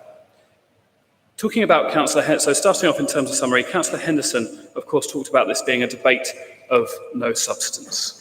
A debate of no substance when I think Tendring has put in a bid for £20 million for this levelling up fund. I do hope that there's going to be some serious substance coming out of that. Councillor Cunningham talked about the role of local government in doing so, in providing levelling up, and he is absolutely right. We as Essex County Council hold some of the levers to help provide that levelling up, but we also need to speak to our district councils to do exactly the same.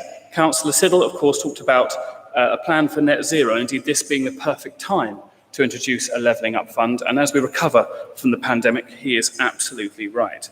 Councillor McCrory suggested it was bizarre to have a motion whereby we're asking central government to work with us.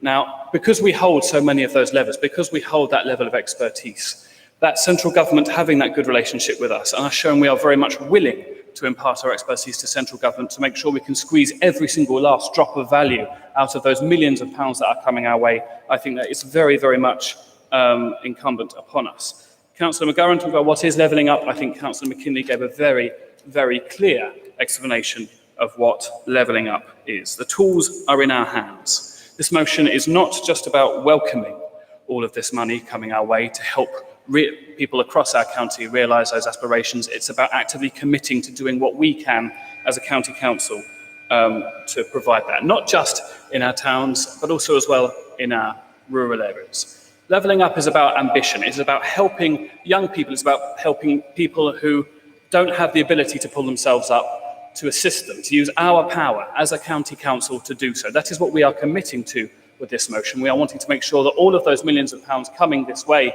from government is going to have the maximum value to bring as many people as possible to help them realise their dreams, realise their economic potential and level up every single part of this county. Thank you. Thank you, Councillor Sheldon. So we'll now put the substantive motion to the vote. Are we agreed?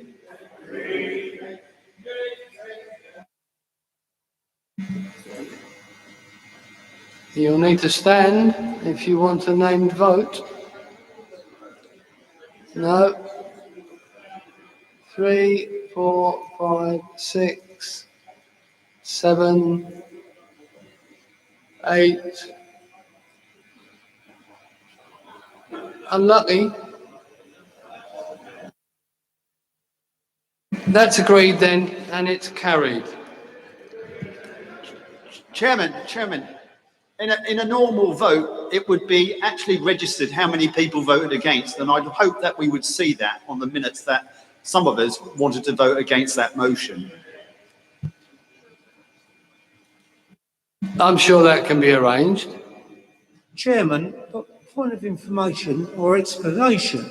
Surely we should be putting our hands up and be counted for, against or abstain at every vote, not just agreed. Councillor, we've had 2 meetings in this hall now, and both times all of you councillors have been explained to it will be by assent unless you want a named vote. And the Constitution says 10 people must stand for a named vote. Now, I've given you the opportunity to stand, and only 8 stood. I'm abiding by the Constitution. Anyway, it's 14 minutes past 1, and I think we should take a well-earned break at this stage. It will be for 30 minutes. Can I remind members 2-metre distancing when you're moving around the building? Thank you.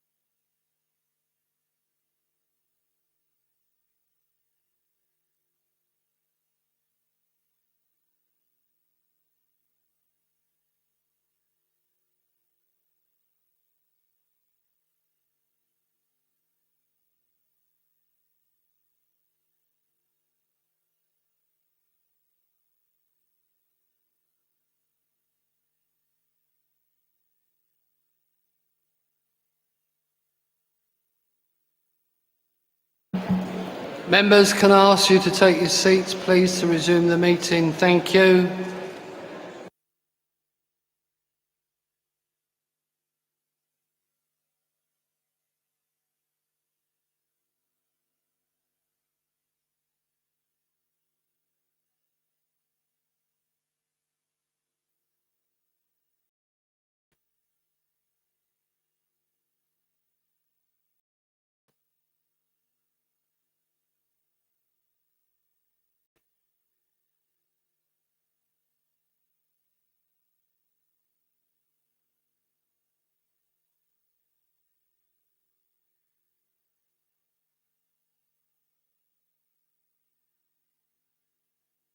Members, can we please take our seats? The meeting is going to resume.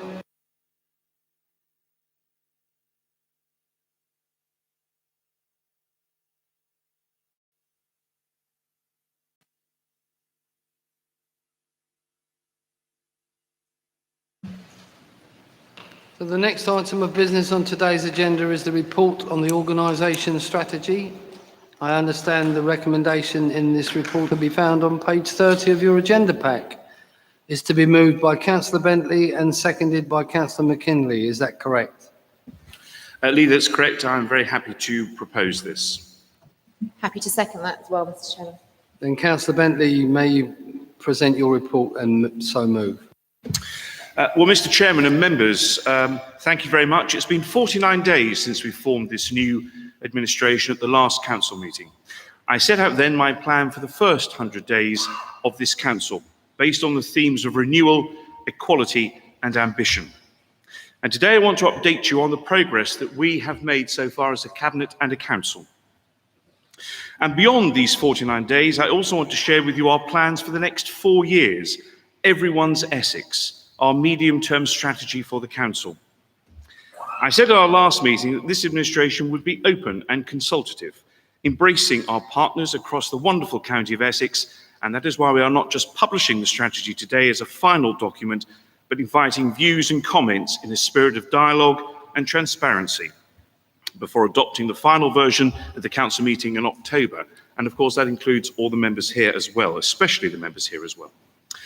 Mr. Chairman, when we promise to operate differently, we mean what we say, engaging with partners and members in pursuit of better outcomes for all our residents. And I hope we have questions and a debate in that spirit.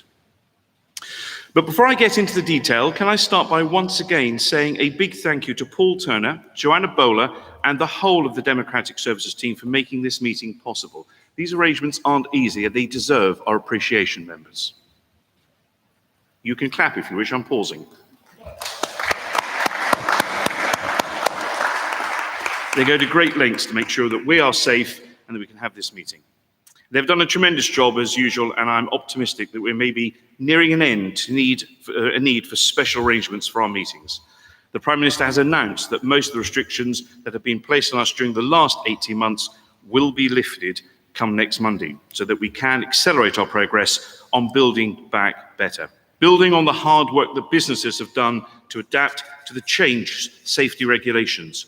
Building on the work that communities and volunteers have done across the county to look after one another, and building on the effort that our hard-working councillors and public servants have done to keep people safe and services running in all these testing times. And I include all our colleagues in district and unitary councils and parish councils as well. We will and we must start to focus on the future, but in doing that, we will never forget that 4,500 of our fellow citizens in Essex have lost their lives during the course of the pandemic. We would be doing a disservice to them, their families and this council if we did not continue to put safety first and take seriously the need to remain on high alert.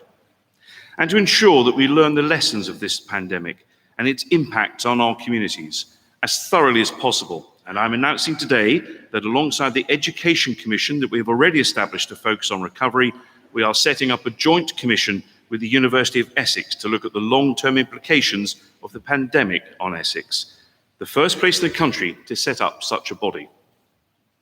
Mr. Chairman, I want to turn now to the plan for Essex, our 4-year strategy to build a stronger future for this county and its people.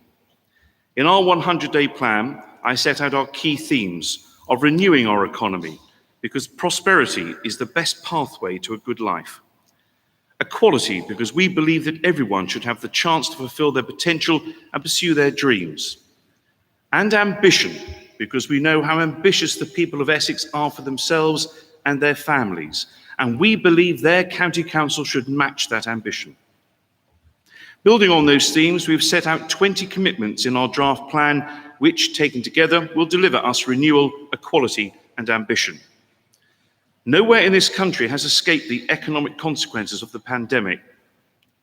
In Essex last year, our economic output fell by 12%, or £4 billion, and we saw the largest spike in unemployment in 30 years. That is why it is right that this strategy should focus on jobs and levelling up the economy, recognising that not all people and places will benefit equally from economic revival without help. We said in the 100-day plan that we must focus on our infrastructure, and this strategy does that, setting out our plan to invest £1 billion into the fabric of Essex over the next 4 years. And while we do all that, we must also continue to pursue investment and green growth. We are refusing the false and unsustainable choice between economic growth and action on climate change. We choose both. In fact, we placed action on climate change at the heart of our 100-day plan. That is why it is at the heart of our strategy, and that is why I appointed Councillor Schweer to lead our work in this area. We are committed to hitting our net zero targets as an organisation and working with communities and businesses and our partners elsewhere in local government to enable them to reduce greenhouse gas emissions. Later this month, we will receive the final report of the Climate Action Commission. We will consider its recommendations carefully before responding. We want to be an exemplar for other councils across the country and other businesses in Essex on the basis of the seriousness with which we address this challenge. We said in our 100-day plan that we wanted our older residents and people in care to be able to live their lives in comfort and with dignity. That is why our strategy commits us to promoting independence and supporting carers. Now more than ever, we need to support those who support others. And at the same time, COVID has exposed the inequalities that exist across the county in terms of health outcomes. We are committed to addressing not just the symptoms of those inequalities, but also the causes. Finally, our plan for Essex sets out our commitments to children and families. We believe that everyone should have the chance to go as far as their talent and hard work will take them. But the odds are stacked against some people, and we are here to reset those odds. And that is why, under Councillor Egan's and Councillor Ball's leadership, our 100-day plan and our strategy focuses on education excellence, family resilience and stability, levelling up outcomes for our most vulnerable children and young people, and improving the safety of our residents. I'd like to reiterate, our strategy is not just about what we do, it's about how we do it. Listening, not telling, enabling, not instructing, collaborating, not dictating.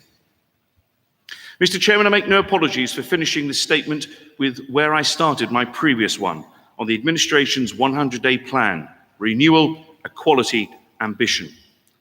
I said we would deliver against these themes, and today I have set out how we are embedding those commitments in our plan for Essex. I was challenged at the last council meeting to not just talk the talk, but also to walk the walk. It's a challenge I welcome and continually welcome. I want us to be held to account, and what we said we would do, that we will deliver. So I'd like to be clear.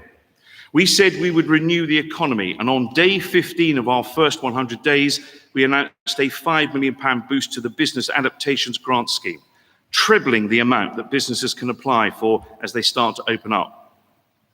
On day 22, in partnership with our district councils, we submitted £46 million of funding bids to the Community Renewal and Levelling Up Funds. We've talked about that this morning. It is so important, demonstrating the seriousness with which we take this issue. To support our young people, we have already facilitated 100 jobs through Kickstart, and we are aiming to bring 500 placements to market by the end of July, and we will continue on this path. And before this 100 days is out, we will publish our Bounce Back plan, improving skills provision, strengthening digital connectivity, attracting the growth sectors of the future. In doing all this, we will engage directly with our businesses, including through a high street summit, placing our town centres at the heart of our renewal agenda and working again with our district, city and borough colleagues. And can I say a big thank you to Councillor Ball and Councillor Wagland and their teams for the work on these and many other initiatives we are pursuing. We said we would deliver education excellence, and on day 37, we announced £1 million of investment in an Essex Year of Reading to ensure that every child in the county leaves school able to read at their age level or better, building the solid foundations on which all future success is based. We said we would address climate change, and on day 9, we illuminated this promise further by announcing a 3-year programme to install 82,000 LED lights across the county, not only saving the environment, but saving the taxpayer of Essex £39 million.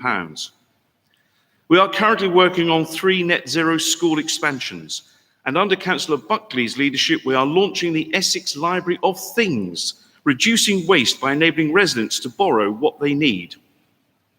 We said we would explore the role of technology in supporting our most vulnerable, and through Councillor Spencer's tireless efforts, on day 37 of our first 100 days, we went live with a new care technology service, which over the next 4 years will improve the quality of life of 20,000 care users who need our support the most. We said we would support people to live healthy and active lives, and also on day 37, Councillor McKinley launched a new Active Essex strategy and Find Your Active Physical Activity campaign to support people to enjoy a wide range of activities to improve their physical and mental well-being. We said we would strengthen our engagement with the arts and culture sector, and we are currently delivering the Summer of Culture, focused on the importance of our connection with green spaces for mental and physical well-being. And Councillor Butland, ably assisted by Councillor Durham, is now taking forward the dialogue with arts organisations that will play and do play a key role in delivering our strategy. And yes, there will be money to go with that as well. We said we would address the defects on our roads, a constant conversation, I can tell you from my own experiences, now taken on by Councillor Scott, including through the use of new technologies. And with thanks to Councillor Scott, I can tell you that we are well on the way to resurfacing more than 1 million square metres of road by the end of this 100 days and filling nearly 2,000 potholes. And beyond that, we are in the process of piloting the use of robotics, drones and AI to bring our approach to inspection into the 21st century. It can't all be done at once, but we are determined to make this far better. And through Councillor Whitbread's leadership and our social value programme, we are driving the achievement of our outcomes into how we do business with our partners and suppliers, influencing £1 billion of spend to support our climate agenda and encourage young people into employment. Our plan for Essex and our actions in the first 100 days show our determination to improve the lives of the people of this great county. Our intention, working with our partners, businesses and our communities, is to renew the parts of our county that have suffered through the pandemic, to get them back to their feet and on their feet, to ensure everyone has a chance to succeed by being rigorous in our commitment to equality, and to reach for the stars. No one will ever accuse us or me of a lack of ambition on behalf of this county. Mr. Chairman, 60 years ago, Hilda Grieve, an Essex County Council employee, wrote in her great book about the Essex flood of 1953 that in the face of the ungovernable rage of nature, courage and love are not enough. She said we need to match the vigilance of responsible authorities with the resolution of the public. It was true then, it is true today. Standing shoulder to shoulder, looking out for one another, that is the way we turn the tide. Mr. Chairman, it is the intention of this council to work tirelessly over the next 4 years in the service of the people of Essex. They have put their trust in us, and together we will build the future our people and communities deserve, and our undying and unwavering view that no one in this county ever should be left behind. Mr. Chairman, members, I commend this plan to you.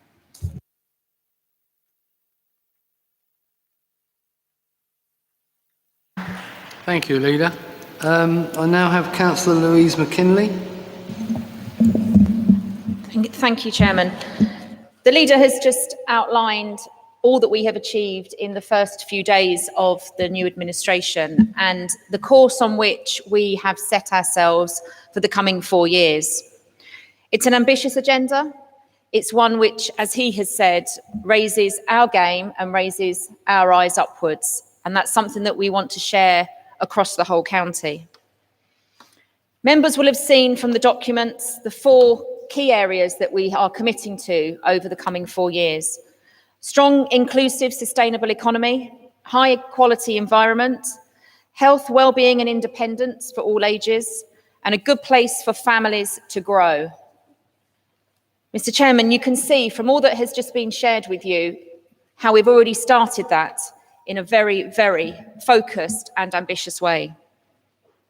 So what does this mean for the coming 4 years?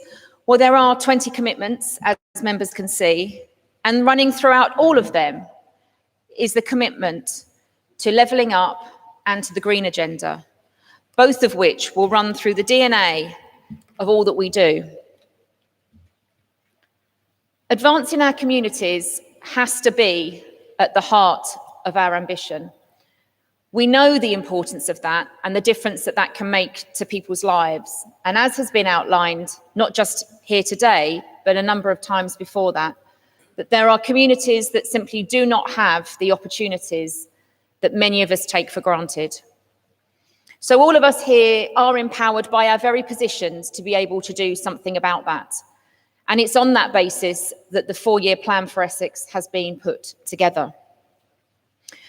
Each cabinet member will be making various announcements over the coming months to really drive forward the delivery of the agenda. In my area, I will be announcing an updated and revised library strategy in November. The Safety Advisory Group will be coming forward with a series of recommendations in the autumn. The Working Families Programme will be focusing on child-friendly employment practices, looking at tight budgets for families and what advice and support can be given, and look at the ongoing challenge around childcare and improving early years, and the important link between those formative years and a child's life chances. So between now and the end of this year, you can expect to see a lot. The first few days that we've been here, about halfway through now, the first 100 days, you can see how we are committed not just to rhetoric, not just to the narrative, but to delivering. And that ambition to deliver for Essex and for our communities will continue not just for the remaining 100 days, but beyond and through the life of this administration. I'm proud to be part of it. I think it is ambitious, and I think it's absolutely right that that is the case. I look forward to working with every one of you in helping us achieve what we set out to do. Thank you. Thank you, Councillor McKinley. Councillor Chris Pond. Thank you, Mr. Chairman. Well, that was a very good piece of barnstorming elemental PR, wasn't it, from the leader? And I permitted myself a little clap as well, because it's a good declaration of the way forward. But there is a word, Mr. Chairman, which I've already mentioned to the leader, which is not very stressed in the plan, and that word is sustainability. We need to embody and embed the whole concept of stepping lightly on the earth in our philosophy, our thinking, and its practice in our Essex plan. Mr. Chairman, for aught I know, you and perhaps other councillors are considering buying a new car. Perhaps they might be considering an electric car. The greenest car you can get, Mr. Chairman, is the one you have, because of the great load placed on the Earth's resources by building a new one, even an electric one. The right course, surely, is to keep your existing car where resources have already been used, keeping it running, and following the excellent example set by our leader to use it as sparingly as possible, and wherever possible, to use other means of locomotion or indeed public transport, of which I know and applaud that he's a great exponent. So with cars, Mr. Chairman, so with buildings. I was present last night at a meeting with Councillor Wagland and the Deputy Leader, where it was proposing demolition of a county building, only 45 years old, and its replacement with a smaller unit underneath 4 stories of flats. Does Councillor Wagland not know that in America, academics have suggested the payback time in environmental terms of such a course of action is as much as 42 years? I think, Mr. Chairman, we need in all of our dealings and the use of the world's resources to be as frugal as we can. And we need to write sustainability through the Essex Plan, which I welcome, and we need to write it through very much like the letters in a stick of Clacton-on-Sea rock, because without it, we are going to impoverish ourselves and our successors in title in this county for decades to come. Thank you, Mr. Chairman. Thank you, Councillor Pond. Councillor Ivan Henderson. Thank you, Chairman. And can I associate myself and my group with the comments that the leader made that we should never forget the 4,500 Essex residents who have lost their lives during the course of this pandemic. And also we mourn the loss of those, and we share in the grief and feelings of those people who have lost loved ones over this time. We've been challenged during the last debate by members standing up saying, we've been brilliant. It's not just words, there is substance in what we're aiming for. We've put funds in, we've bid for funding for levelling up. I've unfortunately seen it all before. Because what happens is, if you don't drill down into these very pockets of deprivation, and the leader says in his comments, I've lived and worked in Essex all my life. I've lived and worked in Essex all my life, and I've lived in one of those areas of deprivation. And I won't have people telling me it's brilliant out there, because when I go down to that area of deprivation, it's desperate. Those people need absolute support of this council and of the government, and not enough has been done. Because time and time again, what happens is, we go for these levelling up funds, whether they be New Deal for cities or whatever the grants they are, and we go for the easy wins and easy fixes. We don't go for those big challenges and deal with the real issues that affect those lives of people who have desperately needed that support over the years. And they suffer on, and they're in a corner of Essex which gets forgotten too many times. So when he says within his document here, his report, when it's adopted, we will include performance levels. I think we should be able to see what those measures are going to be now. Otherwise, how can we judge the gains or the targets which have been completed by this council in the future? So perhaps when he replies, can he tell me, in all this funding bids which have gone forward for levelling up, what other measures and what other targets that will be delivered and achieved for those areas that we're all concerned with, those people who have suffered for all those years? What targets and measures is he going to complete before the 4 years is up? Because otherwise, if we don't see those figures now, there'll be no way in telling if any of those people's lives in those areas, such as the area that I was born in, haven't had any improvement at all. So the challenge is there, and it is just still words. Until he can show me those targets, until he meets those targets, then, like I said, it's just words on paper, and it's just another glossy report. Thank you. Thank you, Councillor Henderson. Councillor Mike Rocori. Thank you, Mr. Chairman.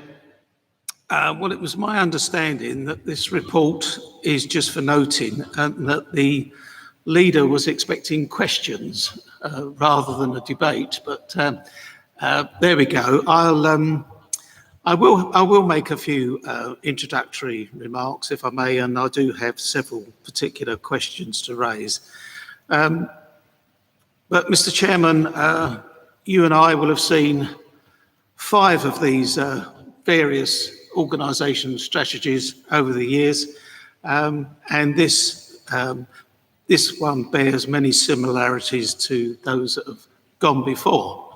But there are worthy priorities as described in 3.5 of the covering report. We could argue about the emphasis, but as ever, it will be on the delivery that judgment will be made. So the reference to accountability is welcomed, and the methodology of that accountability is awaited with interest. So my first question is that this is a 4-year plan. So how does that square with what Robert Jenrick announced recently, the local government minister, that all councils should prepare 10 to 20-year plans as the vehicle for applying for government funding? And secondly, the leader talked about education excellence, which I'm sure we would all agree with. But what influence does he think this council is going to have over the next 4 years, given that the Education Minister, Gavin Williamson's stated aim in a call to head teachers that all schools not yet in an academy trust should be in a multi-academy trust, therefore removing what influence we have on all remaining local authority schools in Essex from control and influence. Thirdly, regarding service excellence, and he talks about the report collaborating with partners, and I welcome the leader's commitment on this, but this is absolutely key and must be meaningful with genuine engagement on an equal basis, and not the county council, shall we say, adopting a high and mighty approach, which has led to talk of breakaways in some parts of the county. And finally, going back to deliverability. So what will be the methodology to measure that accountability? Because that is going to be absolutely crucial to assessing whether this is a success or not. So thank you, Mr. Chairman. Leader. That's all the speakers. Oh, okay. I was expecting a few more on something so important, but I did see other hands up, Chairman. So let me just address a lot of these questions, and thank you for those, because it's important. It's important we all understand. My view, and my Cabinet's view, and my group's view is it's all about being open and transparent. You've heard me talk about that and about accountability. We, of course, have political views. We, of course, have doctrine we want to follow. I very much have the opinion that at this level of local government, we are here about delivering for people, because we live amongst them, we work amongst them, we are the people that we also look after in terms of the county council. Therefore, I do want to be in a spirit of collaboration and working. While I understand people have their political views about certain things, the outcome is always the most important thing to me. The solution is work backwards from what the outcome needs to be, what people feel, what they experience and what they have is the most important thing. And in many cases, what they don't have is the most important thing. Councillor Pond mentioned sustainability. You're absolutely right. He will know that we're as one on this. I firmly believe in making sure that the legacy that we will leave will be one of a sustainable future, both in construction and the environment and the way we live. We can only do that by persuasion and putting in better alternatives than we currently have. What we won't do ever is dictate to people or tell them they are wrong. They are not wrong.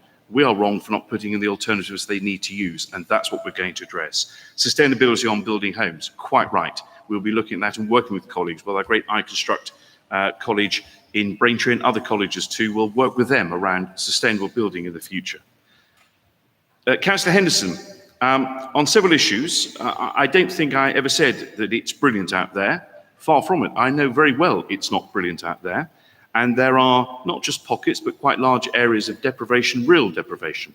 Deprivation can be in financial terms. It can also be in lack of services you can access. That is deprivation too. If you live in a very small village and you live on your pension and you don't have access to a bus, you can't afford taxis, that is deprivation too. And that is what we must address, as well as the financial side of deprivation. And lifting people out of that is the most important thing. You heard from Councillor McKinley this morning. It's better people have jobs, and the better people have the ability to earn a good living than being on benefits. No one is suggesting for a moment, Councillor McGarren, that we should ever get rid of the welfare state, and we won't. It is there to protect people, and we support that fully. What we also support is making sure people don't have to rely on that for the rest of their lives. That is what this plan is about.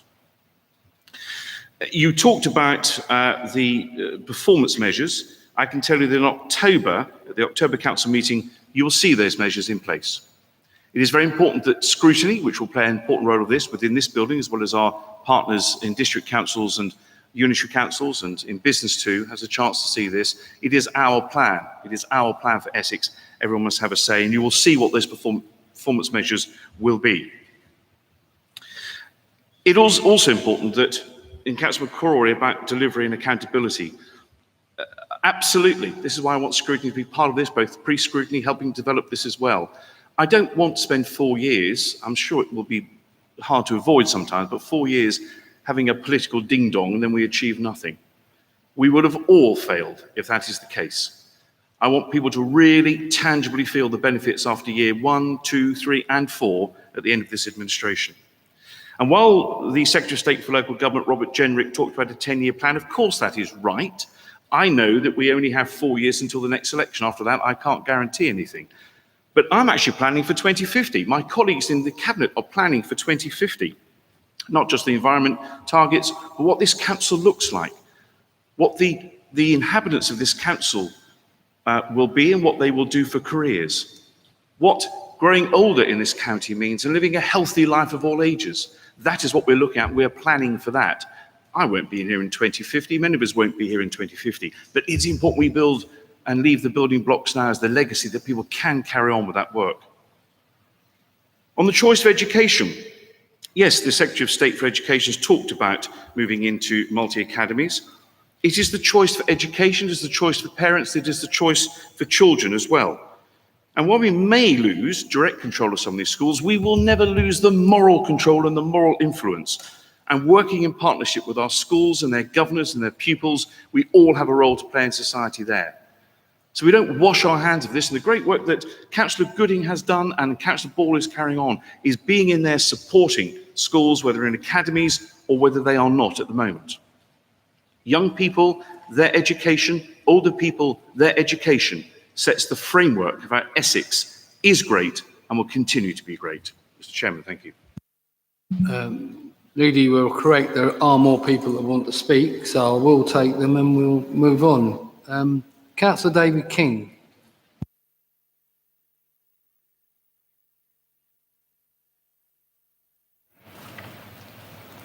Thank you, Chairman. I can't see the leader. I know he's there already. I welcome the commitment to a focus on outcomes as underpinned by performance measures and delivery plans. And Leader, you have alluded to that in your responsive remarks. But if I could address to Councillor McKinley a specific she will understand, given our discussions yesterday about youth zones, the step change that independent evidence suggests. But there's something really important for us in the work that lies ahead this summer around those performance measures. But we really do look beyond our own people, good or great though they are, that we look widely for independent sources of test and challenge when we set those performance measures. And secondly, I suggest we may not offer much, but that you share them when they're not quite locked down, so that members and others can offer a view that may well be in the margins, and the authority will rest clearly with the administration. But there's something really critical here. Before you set sail, and I accept you're out of the harbour, leader, that we make sure that our measures of those outcomes are robustly set in a way that would stand real and independent test. Thank you. Thank you, Councillor King. Councillor Lee Scordis.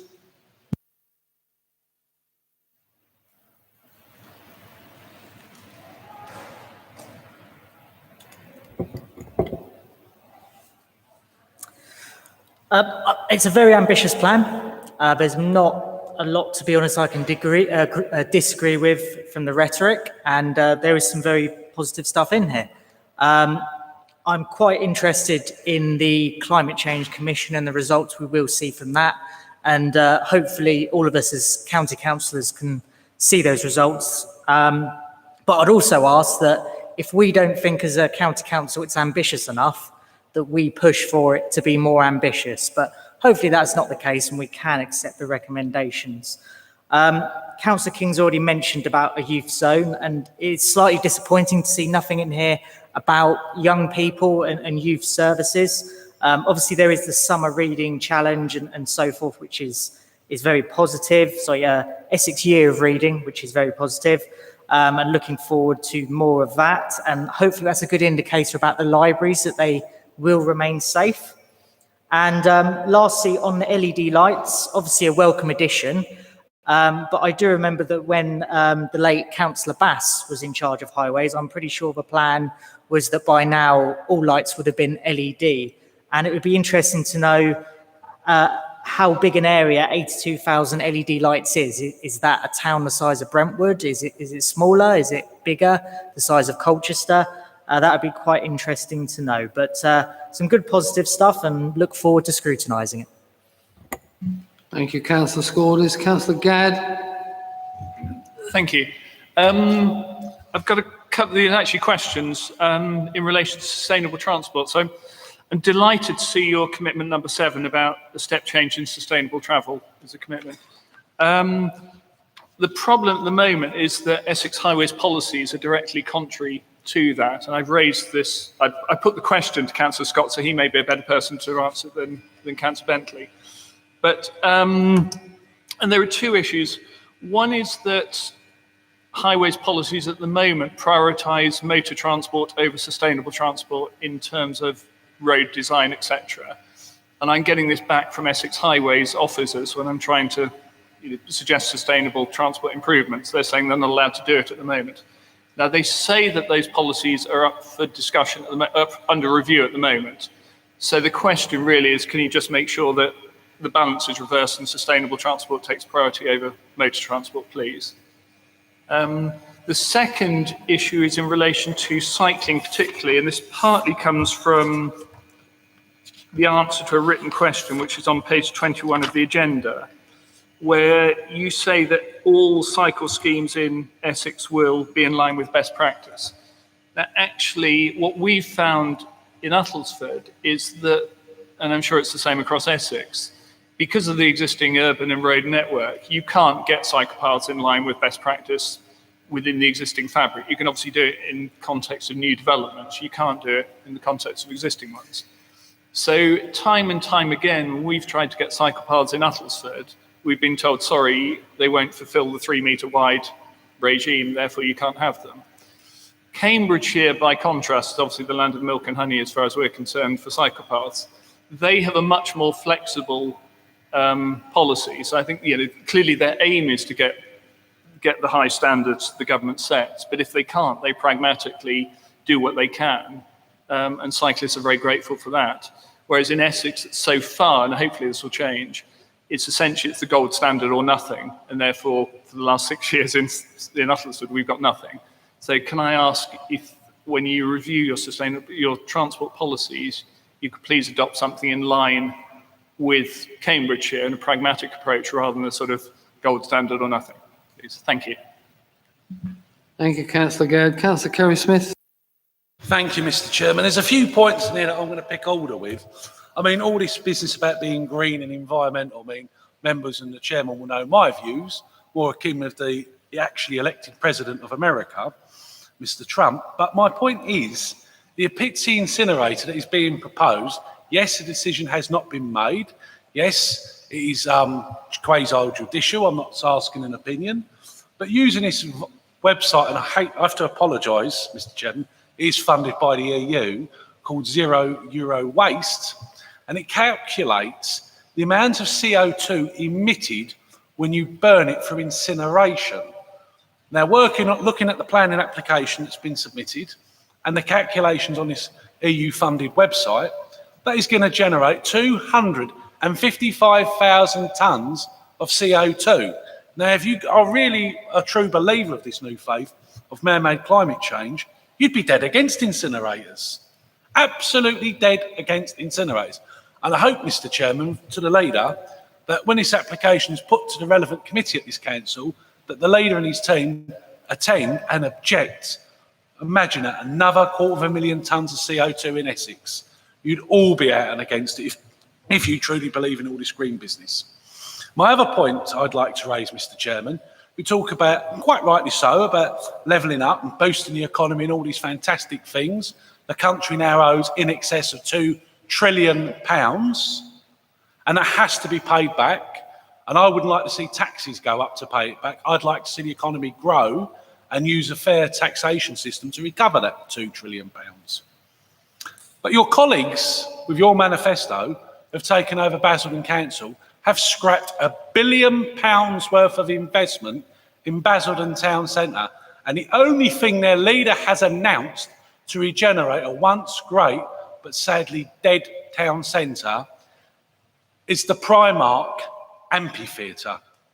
With such ambitious views, Mr. Chairman, to the leader, I strongly urge the leader to have a chat with his opposite in Basildon and explain to him the Primark amphitheatre doesn't set up to this ambitious goal. Thank you, Mr. Chairman. Thank you, Councillor Smith. Leader. Well, thank you, Mr. Chairman. What I will do, with your permission, is on some of these ask my colleagues to answer because they're direct questions to them.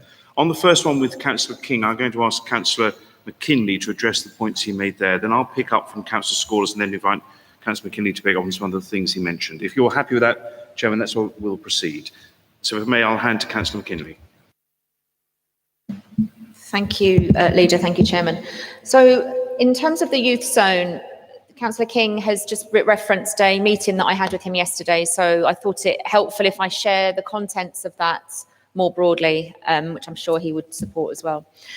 So the position of youth services, as has been documented in the past, is that we very much take an early intervention and an outreach focus.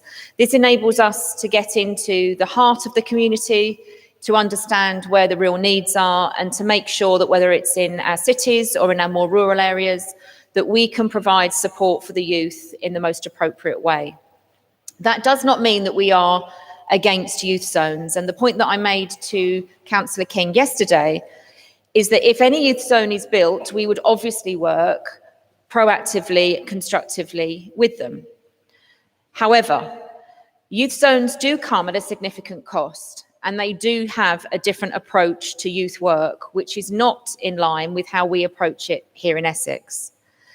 But I don't in any way want that to be interpreted that we are decrying the work that they do. Of course, they are facilities for the youth. I don't think anybody would suggest they are negative in that sense at all. But the way in which we are able to reach our most vulnerable communities can only happen through the structure that we have in place in terms of that outreach support. Now, all of that said, I have had, as I say, not just meetings with Councillor King, I've actually met with Councillor McGowan as well, who was talking to me about the Basildon experience. And I am going to a visit at the end of the month, and I will obviously learn from them in terms of how we could work together should one come forwards. But we do have to remember that the investment that the council puts into youth services needs to reach across the entire county.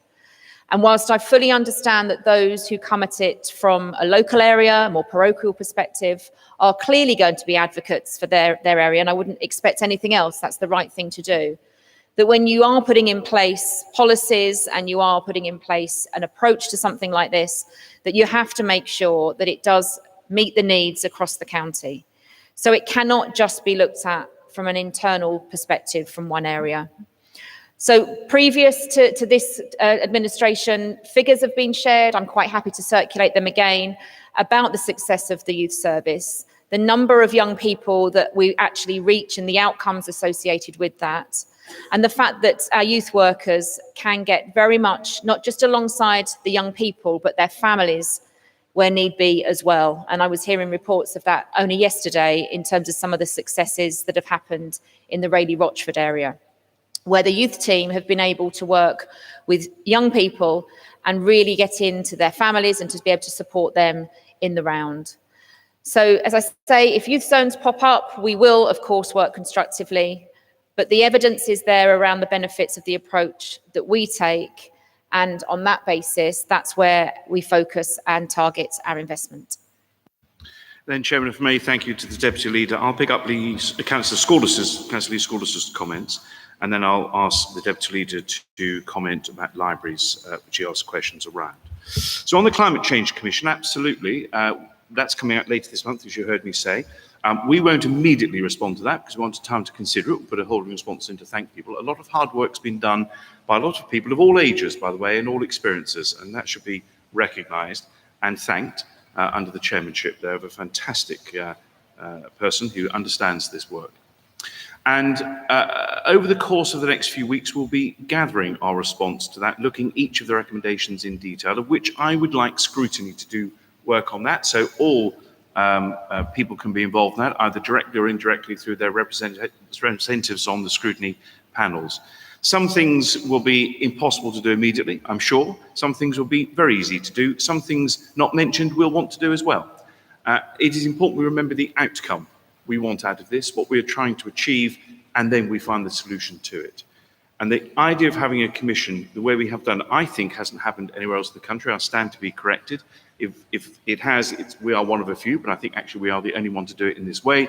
So therefore we have been trailblazing, and therefore we will set the pace for climate change. Climate change isn't just an expression, it isn't just something we say, it is serious. Colleagues, it is serious. We know that, and we have to be the people that lead that work. We must bring people with us, and I believe if you speak to people, they absolutely understand it, but they don't feel it's tangible. They can't understand it because it's not directly in front of them unless you're living and breathing it all the time. Our job is to make sure of that. Simple things you can do. Did you need to drive the car today? Could you have taken the bus? Did you recycle the last thing you did? Small things you can do can make big changes if we do it together. But absolutely, Councillor Scordus, you and colleagues will be part of that, not just 10 people on the Cabinet, because it's important we all have a say. And I want to be talking to our colleagues in district councils, many of whom have great plans on climate change as well, on doing great things, and we want to make sure we're all joined up together. On street lamps, by the way, just in case the technical term is not street lights, they're street lamps. Of course, the late, great Councillor Bass announced this plan some time ago. We were on course, but of course we had COVID, when work had to stop, where we did other things and staff were also unwell. But we're coming back to do that now. And the remainder of those, the 82,000, just bearing in mind, not all street lamps are owned and run by Essex County Council. Some are done by district councils, some are done by parish councils. So we are talking about the ones that we are responsible for that will take place across the county, many of which you've seen already. Now it's completing that task and the savings you've heard me talk about. If I may, Chairman, I'll now refer back to the Deputy Leader who will pick up the points on the libraries. Thank you, Leader. Thank you, Chairman. I referenced earlier about a revised library strategy that I'll be bringing forwards in the autumn. So I hope what I say now sort of sets the tone for that, albeit somewhat premature for any significant debate, but there'll obviously be an opportunity at a later date for that. I did just want to take the opportunity really to repeat what both myself and the leader have previously said around our commitment to libraries. And I mean that in terms of the libraries and libraries being run by ECC staff. That is our position, and that is not one that will be changing come the autumn. That is where we are. We're also going to be making some announcements around increased access to books and materials as part of an ongoing modernisation strategy of the service. And I think we have to be very mindful of the difference between retaining libraries and retaining the status quo versus retaining the libraries and modernising the service. Technology has moved on, people's desire and demands from their library have moved on, and frankly, some of the other priorities of this council. We've spoken much today about the levelling up agenda. There are other opportunities there where we can make much better use of our libraries, both as buildings and as the library service. And what I bring forward in the autumn will be covering that off. We're also going to be looking at how we can improve the outreach and the link and the use of the service with other initiatives that we run as a council and that we see in the community. So the summer camp programme, which will be launching in a couple of weeks, will have an element of the library service included in it for the first time. So there will be an outreach service from the libraries in around a third of the different camps across the county, with a particular focus on the more deprived areas. Going in, encouraging the youngsters to obviously hear stories, but then to take the concept of stories and books and literacy through the camp whilst they're there. So moving that into arts and crafts, looking at how they can incorporate books into some of the physical activities to try and bring those books to life.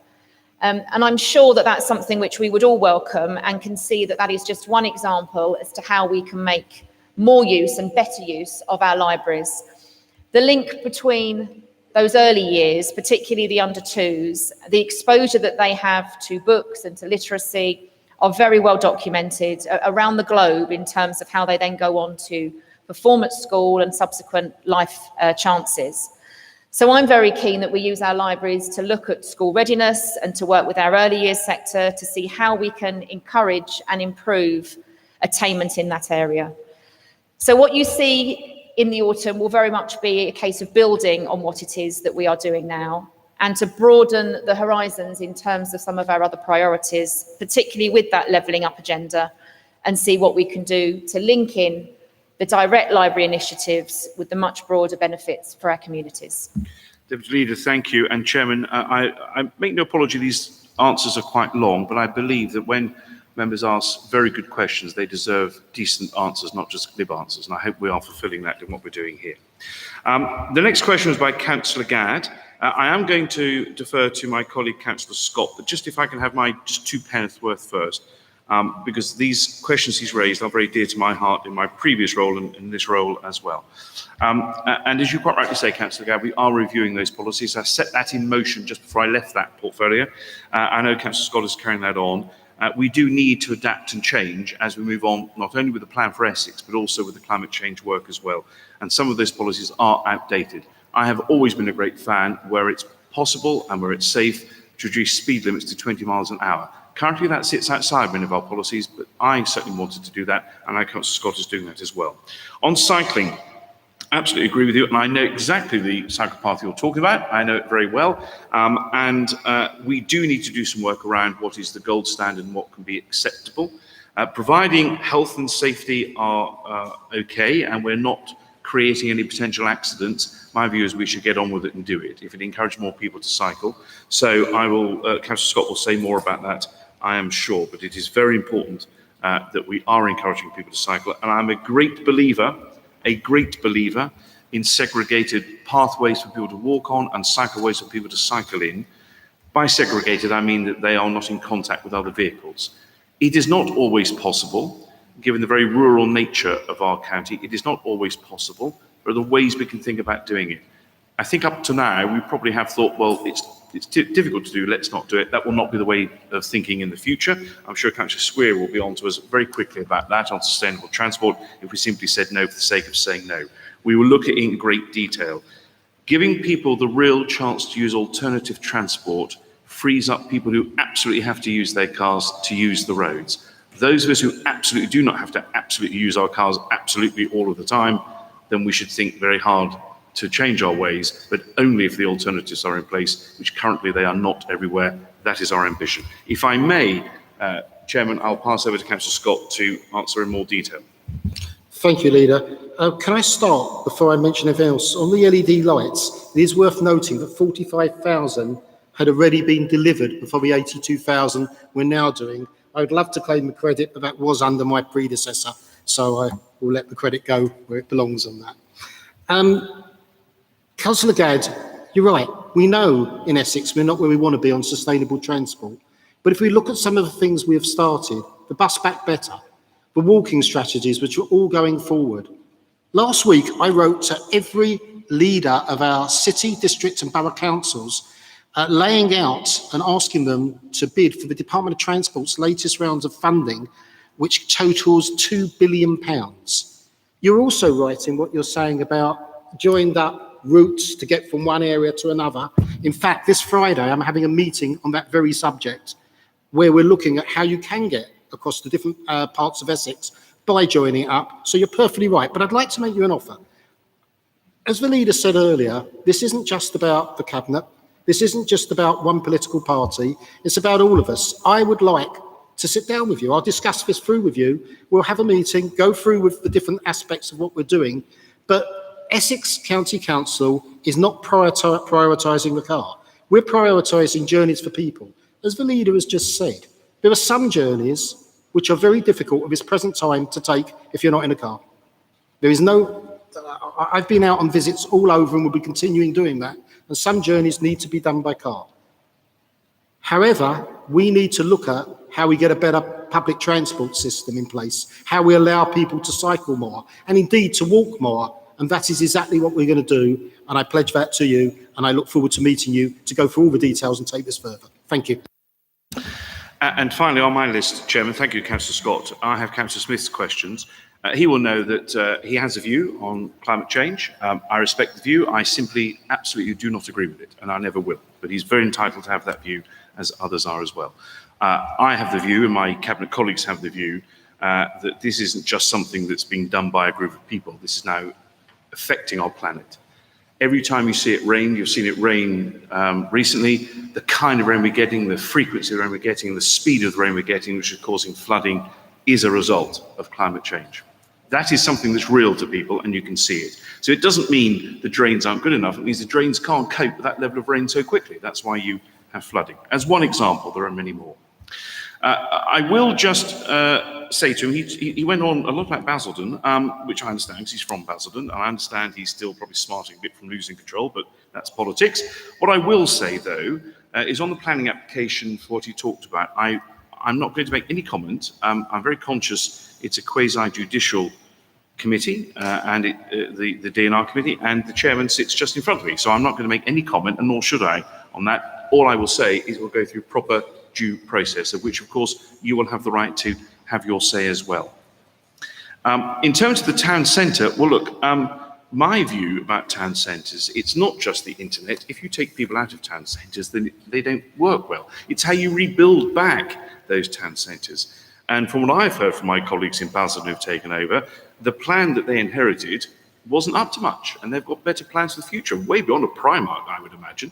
And they will deliver that. So I'm sorry that your plan isn't being done, but if the people of Basildon don't want it and the new administration doesn't want it, you really ought to be listening to what they're saying.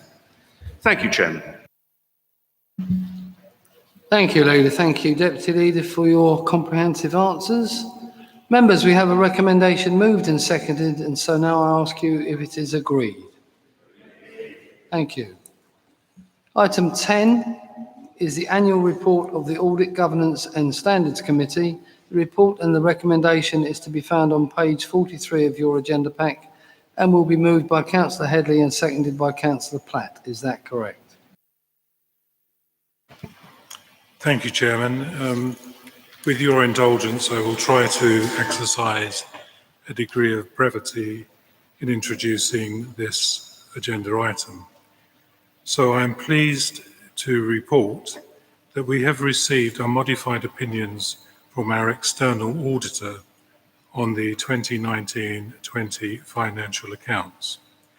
A satisfactory conclusion on the Council's arrangements to secure value for money in the use of resources, and a positive conclusion on the Council's internal control, governance and risk management arrangements from our internal auditors. I think what that's telling us is that the finances of this council are in safe hands under the current administration.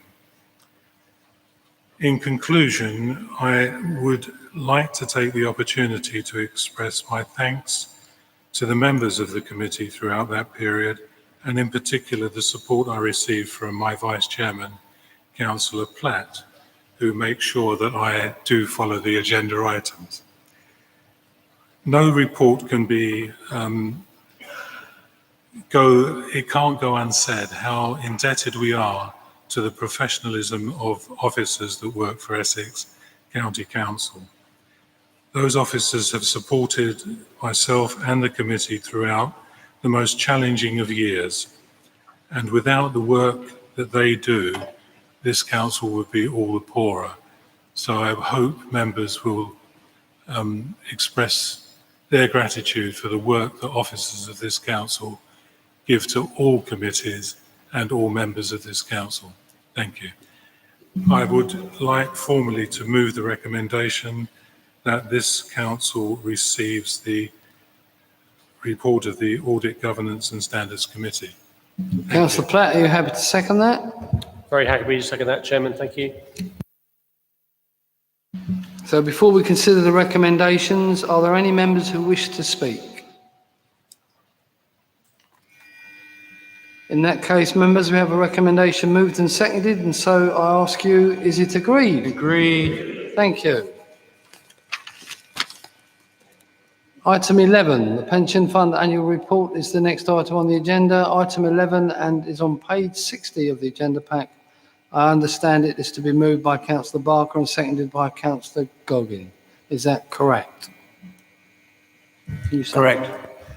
Thank you. Councillor Barker, can you present the report, please? Thank you, Chairman. I'm delighted to present the Essex Pension Fund Annual Report for 2021. The value of the fund has recovered well from the lows of March 2020, where it stood at 6.6 billion, and as at March 2021 stood at 8.7 billion. Today we're over 9 billion. I would like to record my thanks to the committee members and the officers of the fund who've kept up such an excellent service over the last difficult year. The report takes us through membership, attendance by members, the scale and size of the fund, the work of the Pension Advisory Board and Investment Steering Committee. It talks about our approach to pooling our investments, our approach to responsible investment and our commitment to regular training. I'm happy to answer any questions, Chairman, and I'd like to move the recommendation. Thank you for that. Are there, before we consider the recommendation, are there any other members who wish to speak? Councillor Goggin.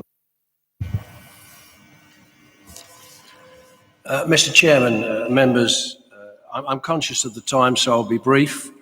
Several of you that know me will know that for my sins, I've been an independent financial advisor for 5 decades. And most of that time, I've concentrated on creating pension funds and creating wealth for companies and individuals.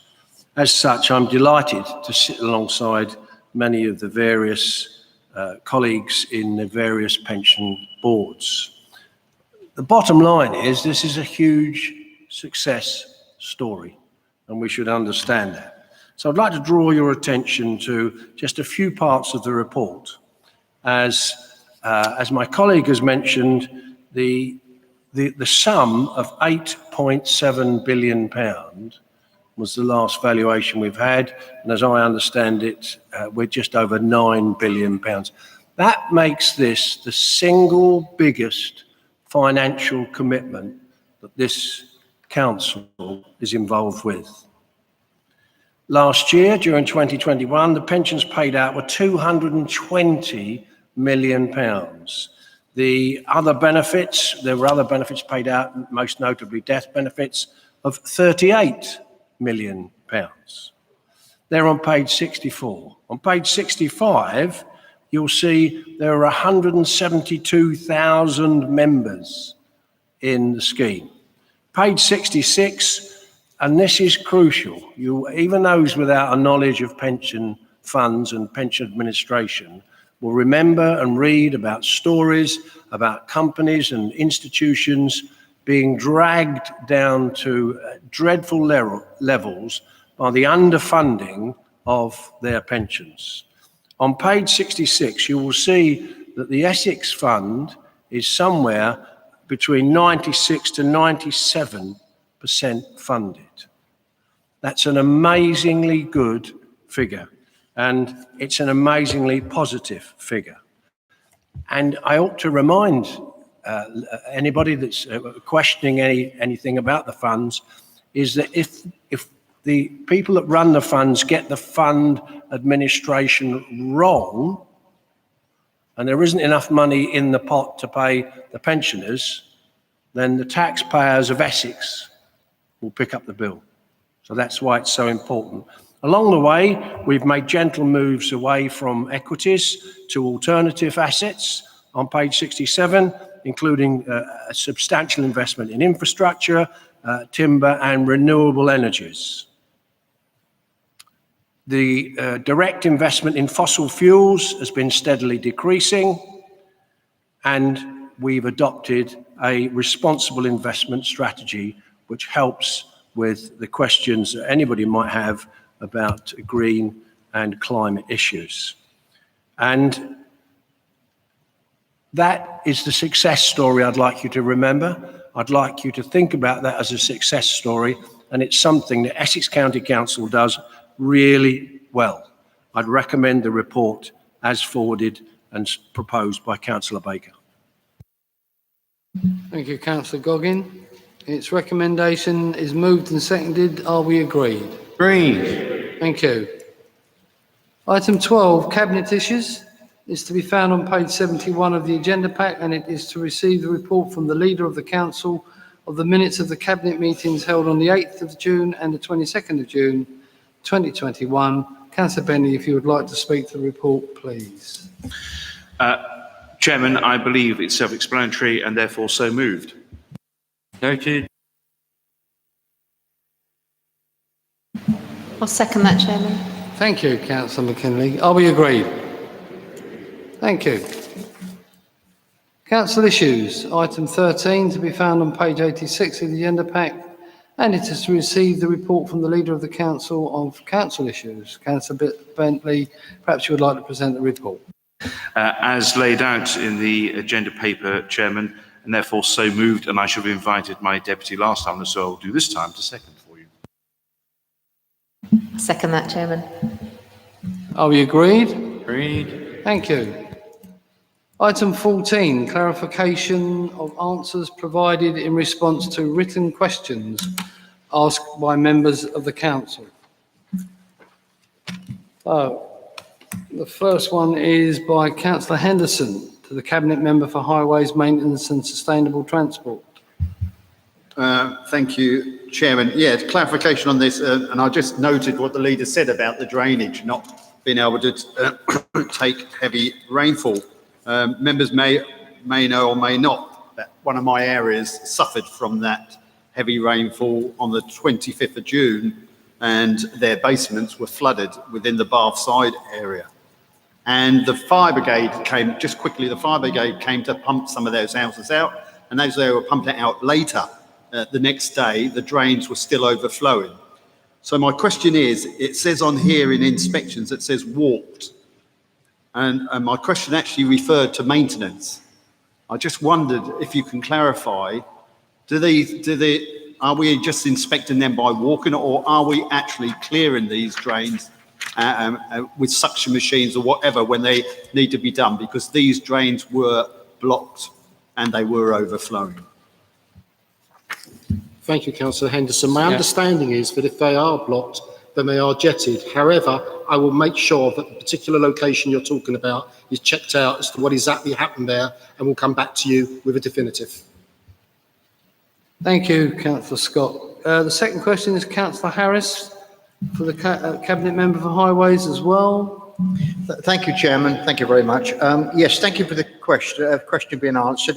Just for information, could the maintenance schedule be shared with myself, please? And the future investment question, I think, didn't really get to the point whether, I mean, as the leader said, we need to think about drains for the future and put some investment in that. We need to start somewhere, and whether there's any plans for that in the next 10 years or so. Councillor Scott. Thank you, Councillor Harris. I will get the information you requested to you as quickly as possible. Number 3 is Councillor Harris for the Member of Education, Excellence, Skills and Training. No follow-up, thank you. Number 4 is Councillor Thorogood, the Chairman of the Development and Regulation Committee.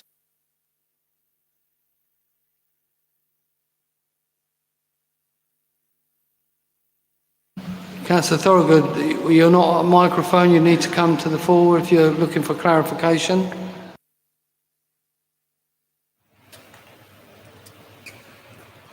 Hello. Yeah, it's actually on item number 5. I'd just like clarification on the original consent for the Rivenal waste incinerator was made by the Secretary of State in 2010. I just want to ask whether the variations since have been referred back to the Secretary of State or whether they were a county decision. Thank you. So, Councillor Thorogood, you're okay with question 4? It's question 5 you're querying. Well, I'm not okay with question 4, but I'll accept it for the time being, but it's question 5 which I'm querying, yes. Thank you.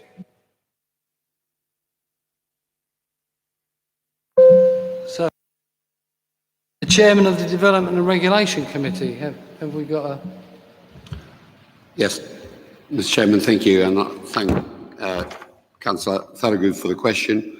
As highlighted in the responding answer 4, any report will be forwarded to the DNR committee for whatever future approach is taken to the application. Thank you. Thank you, Councillor Guglielmi. Question 6, Councillor Scourders of the Cabinet Member of Highways.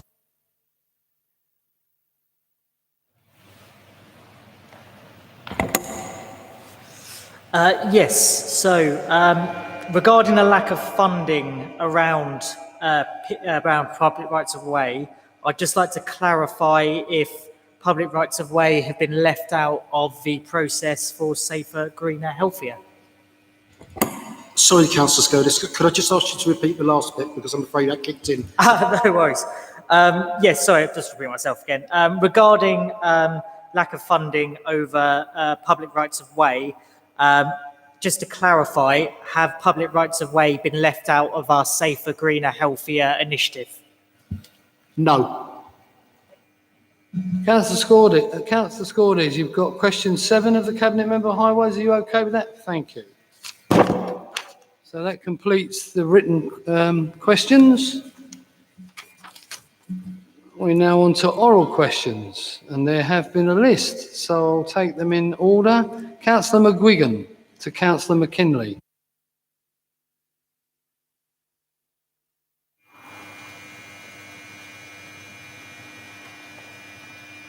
Thank you, Chairman. Summer camp scheme last summer was a great success and was very positively received by a number of families in my division and Gullywood and Great Baddow. With this year's scheme now open for booking, I understand, could the Deputy Leader please provide details of what she has planned for this year, particularly for our most vulnerable families and our communities?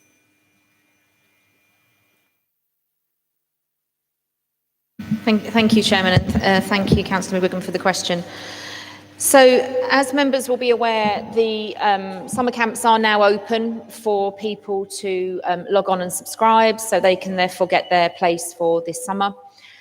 The offer this year is much bigger than it was last year, building on the success, and also with the welcomed funding from the Department for Education, where those children who are in receipt of free school meals, in fact benefits tested free school meals rather than just age specific, they will be entitled to attend the camps for free.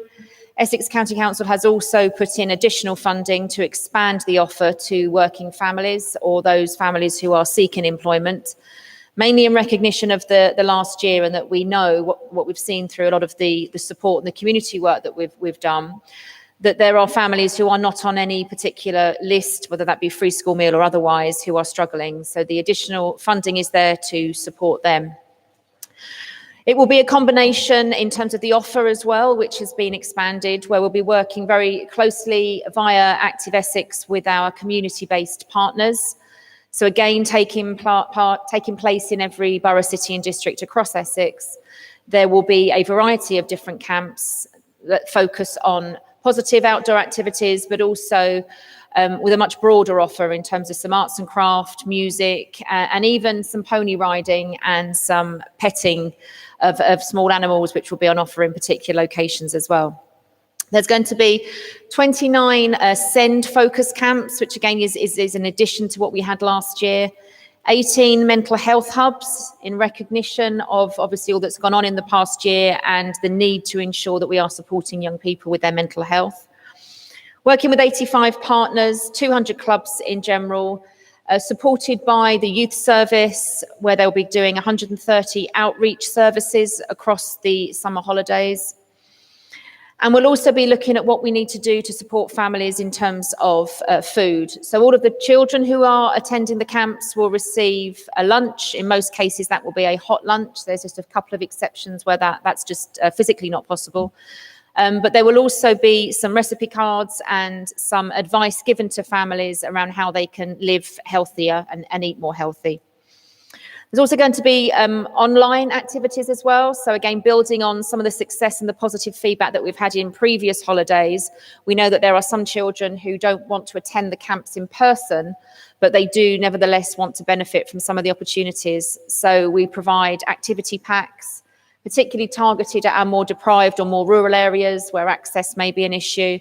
And they can go online and follow some of the YouTube recordings and also use some of the equipment to engage in physical activities with their friends and families. So a very comprehensive offer for this summer, which goes, as I say, beyond what we've done previously, really building on that success and the feedback that we've had from people as well. I mentioned earlier about the libraries getting involved, and we're also going to see what we can do to pull in a green agenda as well. So making sure that some of the activities that the youngsters are engaged in do follow the green and climate change agenda. We are just finalising the exact locations. I'm going to leave it until the last minute to share it with you, just so as it can be as complete as possible, because with the end of term looming, we are still trying to identify some last minute locations. There has been some change in terms of some of the schools who previously had signed up, but now for whatever reason don't feel that they're in a position to do so. But we have overcome most of that. There are no huge gaps, but once I have, as I say, as definitive a position as possible, I will be sharing that with all members so you can see exactly what's going on within your divisions. Thank you. Thank you, Councillor McKinley. Councillor Pond, it doesn't say who you're asking, but I'm sure you know. Well, this, Mr. Chairman, is a question for Councillor Buckley. When the Dirty Murph ceased operation last year, Essex lost 10% of its recycling. On the doorsteps during the election campaign, the residents of Loughton were appalled that their residual waste went straight into landfill. Diversions from the residual stream are necessary to get greater amounts of recycling. So what proposals does the Cabinet member have to restart the residual sorting and gaining extra recyclates? Yeah, thank you for that question. I think all of us have been disappointed by the level of recycling over the last year, and the pandemic, I'm afraid, has to take some of the blame for that, because many authorities around the county failed to actually do their green waste collections. So that's perhaps exaggerated the issue. One of my main tasks that's coming up over the next few months is a review of the joint municipal waste strategy, if I get the tongue around it. Part of that will be working with the districts, boroughs and city councils to encourage the separation of waste and the better use of recycling facilities. It happens that Councillor Massey, my deputy, and I have visited the Chelmsford recycling depot, and I've visited a couple of others in the past. There is some very good work being done at in those centres. Part of our role is to encourage the change in the attitude of the public. It's too easy to chuck stuff into a black bag. And as you rightly point out, one thing that we do want to see an end to in the future is landfill. Thank you, Councillor Buckley. The third question is Councillor Holly Whitbread to Councillor Spence. Thank you, Chairman. On the 1st of July, the new care technology service was launched, What is this intended to achieve, and are there any early signs of success? Thank you. Well, thank you, Councillor Whitbread, for that. And yes, it was launched on the 1st of July. When I took it through Cabinet, I was accused that this was going to be a fundraising measure aimed at cutting social care. And I was very clear it must never be that. It has got to be something that augments and complements the work of our wonderful social care workers. So I've been really pleased that the pilot has surpassed expectations. We have over 1,600 people who have already taken on the new equipment available. Several hundred more have chosen to upgrade their old analogue devices. The contract was let to a company not based in Essex, contingent on them creating a basis in Essex, and I was delighted to open that on the 1st of July. We have absorbed the 24/7 emergency response service, previously under the aegis of Tendering Council, to whom I salute for their work both with that service and their help in making it go Essex-wide. That has now opened and is taking its first calls. And we have every reason to believe that we will achieve the goals here of supplementing our social care workers with the ability for people either with that care or without to live much more safely at home in ways which keep them feeling happy, but also their family and loved ones. Thank you, Councillor Spence. I now have Councillor Stamp, who has 2 questions. Thank you, Chair. There's just one now. Thank you very much. My question's to the leader. Obviously, you were the previous portfolio holder for highways, and bearing in mind the number of questions and queries we've had on highways tonight, this afternoon alone, leader, have you got any intention in reducing the highways budget in the next round of budget meetings? And if you have, I would actually ask that you readdress it or look at it that you don't, and in fact you actually look at maybe increasing it, because obviously the service delivery has been challenged due to COVID. We all accept that, but I think in every area of our county we have serious issues to do with highways, and I don't just mean potholes, leader, through you, Chair. I mean signage, I mean flooding, etc. And as you actually have said earlier, you have got a soft spot. I don't know if that was the correct word you used, but a passion for highways. And I would hope, bearing in mind that you've handed it over to my opinion seems to be an excellent councillor. He's putting his money where his mouth is. He's actually coming out to areas in the county council area to speak to people. So what I'm asking you, leader, is can I ask you not to reduce the budget, in fact looking to enhance it, make it bigger, etc. I'm sorry, I don't speak as well as a lot of these other people around here, but I think you get my gist. Thank you, leader. Councillor Stamp, that was fine. Councillor Bentley. Chairman, thank you. Councillor Stamp, thank you for asking the question.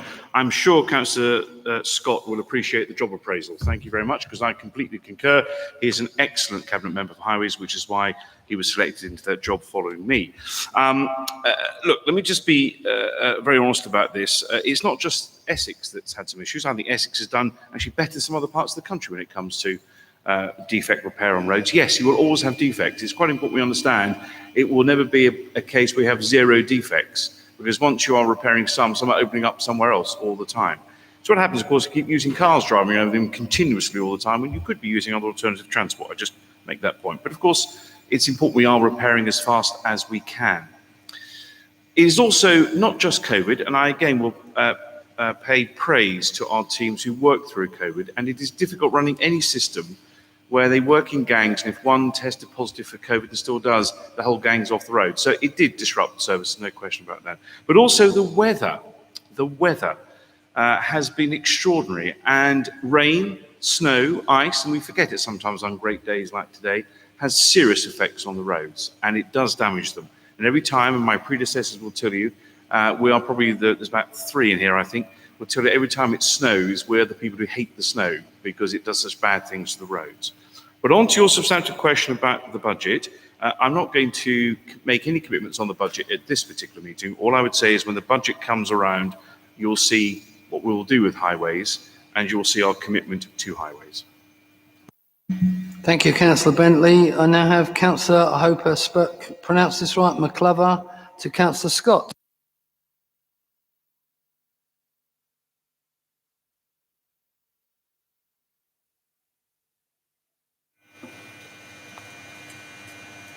Thank you, Mr. Chairman. And firstly, may I echo the compliments to Councillor Scott and his fantastic team. Many residents in Ongar Rural are fed up with the constant, sometimes, damage to highways furniture as a result of road traffic collisions. And many of my residents fear that it is the taxpayer that pays the price for some of this damage. Could the Cabinet Member for Highways please confirm and reassure the residents of Ongar Rural that when there is significant damage to highways furniture, such as road signs and fences, that we as a council claim as much money as we can and compensation as we can from the insurance companies of the drivers or companies at fault? Thank you. Thank you, Councillor McOver. Can I say that this is an important area? And the answer to the question is you can tell the residents that, yes, we do claim back where we can. One of the difficulties always is that if there's been a road traffic accident where it is not reported to the authorities and someone just drives off at 11, 12 o'clock at night, we don't know who they are. And it's very, very difficult there. Well, it's not difficult, it's impossible to then claim it back. Where we know where someone is, who someone is, we will endeavour to claim back the money from either their insurers or indeed themselves. But what I would ask is that if anything is ever reported to the parish councils, which it would tend to be on either the WhatsApp or chat lines, it would be very helpful if that information is passed directly back to us, if it has the vehicles or people who have done this. But yes is the answer to your residents. Thank you. Thank you, Councillor Scott. Councillor Corey. Thank you, Chair. Two short questions, one to Councillor Scott, one to Councillor Wagland. Councillor Scott, you remain the most popular Cabinet Member for questions, of course, and I want to be as constructive as possible, acknowledging the views of many residents that potholes, pavements, highways repairs, prioritisations are a big issue. Can we support you in a constructive way by having a member development group that looks at how highways supports you, your staff, and us as members going forward to ensure we get service delivery and improvement and innovation? I'm always happy to meet with members. I think most of you will have noticed, how quickly I attempt to reply to emails, and will always be happy to meet and work with all members. The scrutiny committees are the measure for that very subject that you're discussing. There are issues that I want the scrutiny committee to look at as well. So it's a two-way avenue. There are things that I would like views on, things that have happened. Are they working? Are they not working? Where can we learn? How can we improve things? So the answer is, I would think that the scrutiny committees are the best ways of dealing with that, but I would always be happy to meet with any member who wishes to discuss any issue. Now, you're right about being the most popular member for emails. I certainly am. In fact, I'm thinking of keeping some tarmac in the boot of my car. So as I go round, it's an old car, Councillor Pond, I haven't changed my car in. But as I go round, perhaps I could fill some in myself. But I'm enjoying every second of it. I must be a masochist. Thank you. Thank you, Councillor Scott and Councillor Wagland. I thank you for your email response on the major A120 Link Road application in my division. But I would say that in your email you said you cannot comment on a live planning application. However, I would see that this is not an issue to prevent meeting with me in order to discuss, as the division member, concerns and issues I have and options put forward about how we can see this application go forward successfully. Thank you. Councillor Wagland. Thank you very much, Chairman. Thank you for that. My background is that of a planning lawyer, so you may take it that I have more concerns about not complying with planning law properly than some others perhaps in the room, and therefore I suggest that I'll pick that up and I will reply to you in relation to that. I think I did say that I was perfectly happy to meet you on matters unrelated to that planning application. If there are other elements to it, then probably your proper course is going to be to refer those to the relevant part of the planning process that is ongoing, and they should be put into that. If that isn't possible, then by all means we'll have another look. Thank you. Thank you, Councillor. Councillor King.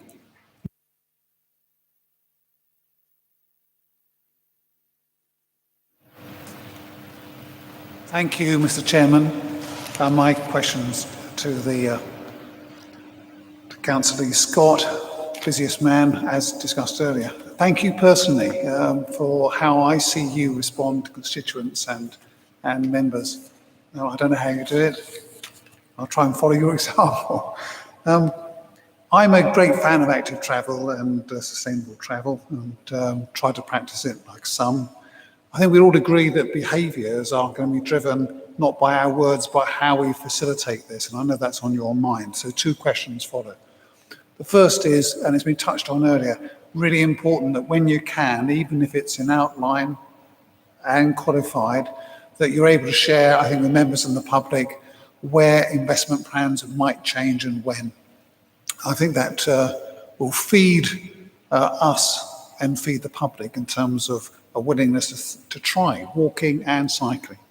And the second question for you, and we touched on it briefly before, is would you visit, as I know you do, would you visit my division to look at some roads around Mill Road and Brinkley Grove, some of which we've touched on in correspondence, because they're a classic illustration of where schools and concentrations of pupils and parents means hundreds of children going out at peak times. A good number now cycle and walk. I was astonished by how many, but hundreds more do not. Their parents still clog the roads and complain about the congestion. It's for us collectively to do something about that. I want to gather some local stakeholders and informally talk through with you, school heads and others, where we might go, even if it takes time. Thank you. Councillor Scott. Thank you, Councillor King. The answer to the second question is simple, it's yes. I will ask that the office liaise with you on a date to do that. I'm doing that in various areas. I was in Councillor Stamp's area last Friday, and I'm going to areas across the whole of Essex doing said meetings, etc. As far as investment goes, and sharing the information, yes, I'm quite happy to do that as well, as and when decisions are made. There are going to be announcements coming forward over these coming weeks, months, and indeed years to tell you exactly what we're trying to do, how we're trying to improve things for our residents across the whole of Essex. And again, you're not wrong. The fact is that people will complain about different issues, quite rightly so, and there is an area of expectations management, because I recently did, as some of you may know, BBC Essex, I did a phone-in, which I was advised not to do, but I did anyway. And I said to people there, they asked me, will you fix every problem in the highways in the whole of Essex? And I answered by saying, not a cat in hell's chance. I will do everything I can because I genuinely care. Thank you. Thank you, Councillor Scott. Councillor Playle for Councillor Bentley.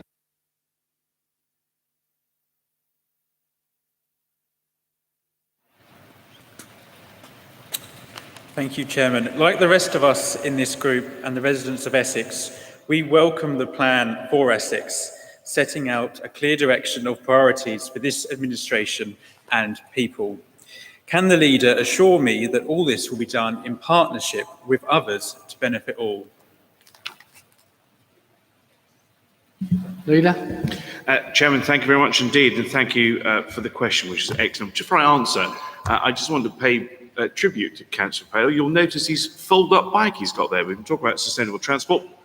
He's living the green dream, so well done. Thank you very much. Now, on to the question. Absolutely, it is a very important question, because none of this must be done in isolation. I don't think any one person, any one organisation can fix the problems on their own. Therefore, you've heard me talk about district and unitary authorities, because Essex is made up of all those. We need to be talking to our partners there. Many of those will have advanced plans in certain areas. Some things they are responsible for in a two-tier system, some things we're responsible for. I want to break down that two-tier barrier, and we become responsible for delivering this for the outcome of the people. Remember, I talked about outcomes being the most important thing, work back to find the solution. That also includes members here. It is absolutely important that while we are 75 members, we are all equal county councillors. Some of us have slightly more responsibilities than others, but we are all equal in this, and you should have an equal say, and your input is important. My plea would be, where we can, not to have partisan views about this, but to come together to make sure that people really benefit from the expertise that sits in this room and beyond. If we can do that, we can achieve a whole lot together. and really make a difference to people's lives. Thank you, Chairman. Thank you, Councillor Bentley. Next one is Councillor Scordis for Councillor Bentley.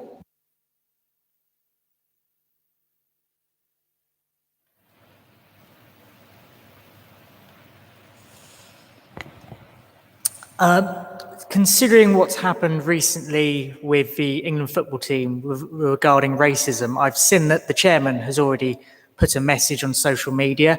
I was wondering if the leader and the cabinet would be able to put a message out there condemning the horrific abuse and racism that has been directed towards England players and make it clear that Essex is an inclusive and diverse and amazing community. Councillor Bentley. Yes, thank you, Chairman. A very, very important point. Now, just so you know, we've actually done this, but just to explain what's happened. We were considering whether we should put an emergency motion here today. We know what the outcome would be, quite rightly, because I absolutely agree. Some of that rhetoric, well, not some of it, all of that rhetoric has just been appalling. The abuse has been appalling against people of this country who have represented this country with great honour. That is a tragedy of what happened. What we decided to do in the end, because we thought it'd be quicker rather than wait today, as yesterday, the chairman very graciously decided to compose a letter, and all the group leaders have signed it on all of your behalf, and that has gone out to the residents of Essex and has gone to the Football Association. So absolutely I'm with you, Councillor Scordis. I don't think there's a person in this room who's not with you on that. We have taken action and all the group leaders have signed it. As far as I know, unless that's changed, but the plan was we all met yesterday morning and we agreed that we would do that. Thank you, Councillor Bentley. Question 12, Councillor Foley to Councillor Scott.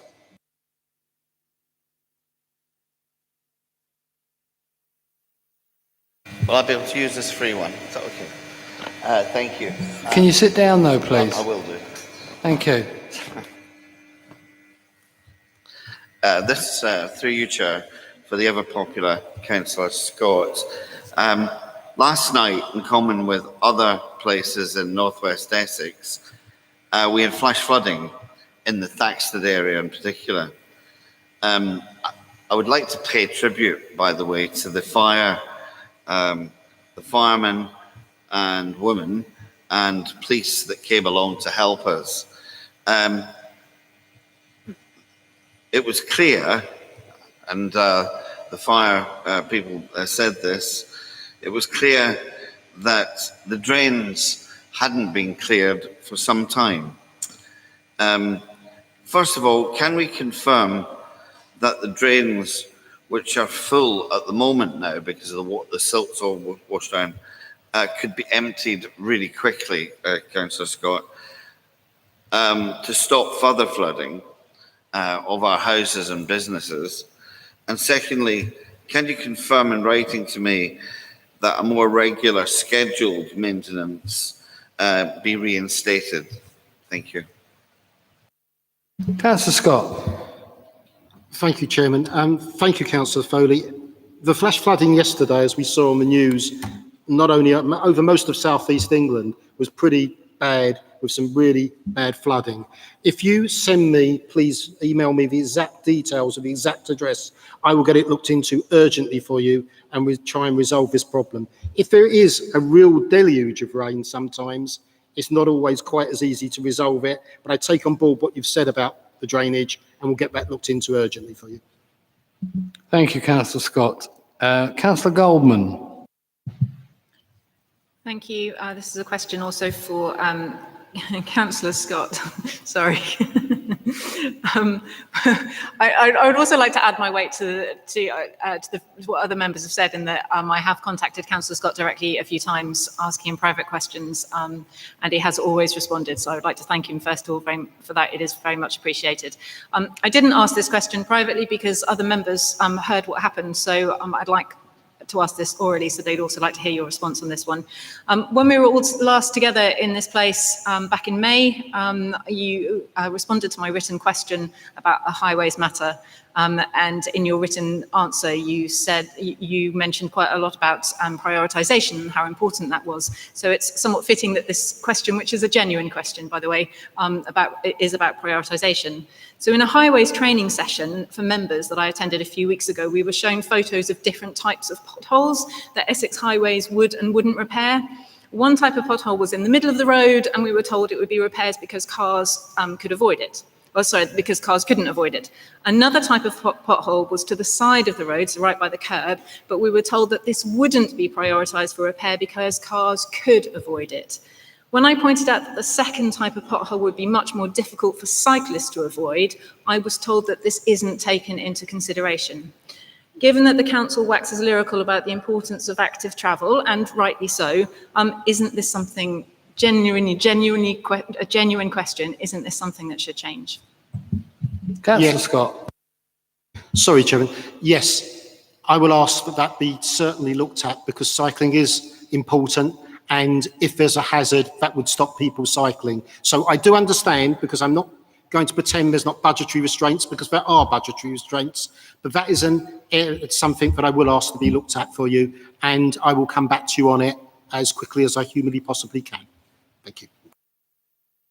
Thank you, members. That about wraps it up, I think. Can I just say once again, a big thank you to our governance team for... Yes, Councillor McCrory. Thank you, Mr. Chairman. I thought I was on the list somewhere. You're not on my list, no.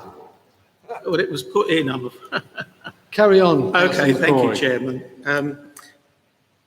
Councillor Lee, you may take comfort from the fact that I think over the last 16 years or so, the Cabinet Member for Highways' term of office is usually between 18 months and 2 years. So your challenge will be to beat that record. My two questions, if I may. At the last Chelmsford Local Highways panel, members were asked to restrict the number of schemes to be progressed, not through lack of funding, but by the shortage of highway engineers. Given that each scheme includes all Ringway Jacobs on costs, on top of the actual construction costs, does he consider that if Ringway Jacobs does not have enough engineering staff, does the contract give good value for money? Councillor Scott. I can only answer that in one way and say to you that it is important we have enough teams out there to be able to do repairs. I can again only say that I will look into the individual matter and I will get back to you, but I am obviously saddened that if the money is there and it's not being spent, I would want that money spent to improve our highways. So please can I get back to you on that individual question? Thank you. Thank you very much. Next one, Mr. Chairman, and perhaps just to add, I'm not saying that the money's not been spent, it was just that we had to restrict the number of schemes because of the highways engineers to progress them. But I'll wait for your reply. Thank you very much. The next one, the next time he organises a photo opportunity for Vicky Ford MP in my Springfield division to look at potholes, which you will know are soon to be repaired. So I'm presuming she likes to think she can take credit for that, even though they were reported by me and others many months ago. Can he also take her to Golden Acres, Fourfield Green and Staplecroft, which you've been in correspondence with one of my constituents, so that she can see the poor standard of surface dressing of those roads that residents have had to put up with? Thank you. Councillor Scott. Thank you, Chairman. Any member of Parliament who invites me to come, I will go. They take me, I don't take them. They show me the area. Likewise, as I've said to every councillor here today, anyone who invites me, I think that Councillor Kim will find he's already had an email saying that we're arranging when we can visit. So the offer is open to anyone. I do as much as I humanly can, but I would not turn down a member of Parliament who invites me to come and see some situations they want me to see. And I'm sure that Vicky Ford is doing an excellent job for all of her residents. Thank you. Thank you, Councillor Scott. So before I miss anyone else, and does anyone else want to have a go before I close the meeting? No? Okay. As I was saying, once again, can I thank the governance team for their sterling efforts of putting this meeting on with success. And thanks for the support they've had in putting it on here. And just one last thing before I let you go, please can I ask you to maintain 2 meters social distancing as you leave, and you can leave via any of the exits, including fire exits, and we would encourage you to leave via your nearest. Thank you for your concentration during this meeting. I now make the meeting closed. Thank you.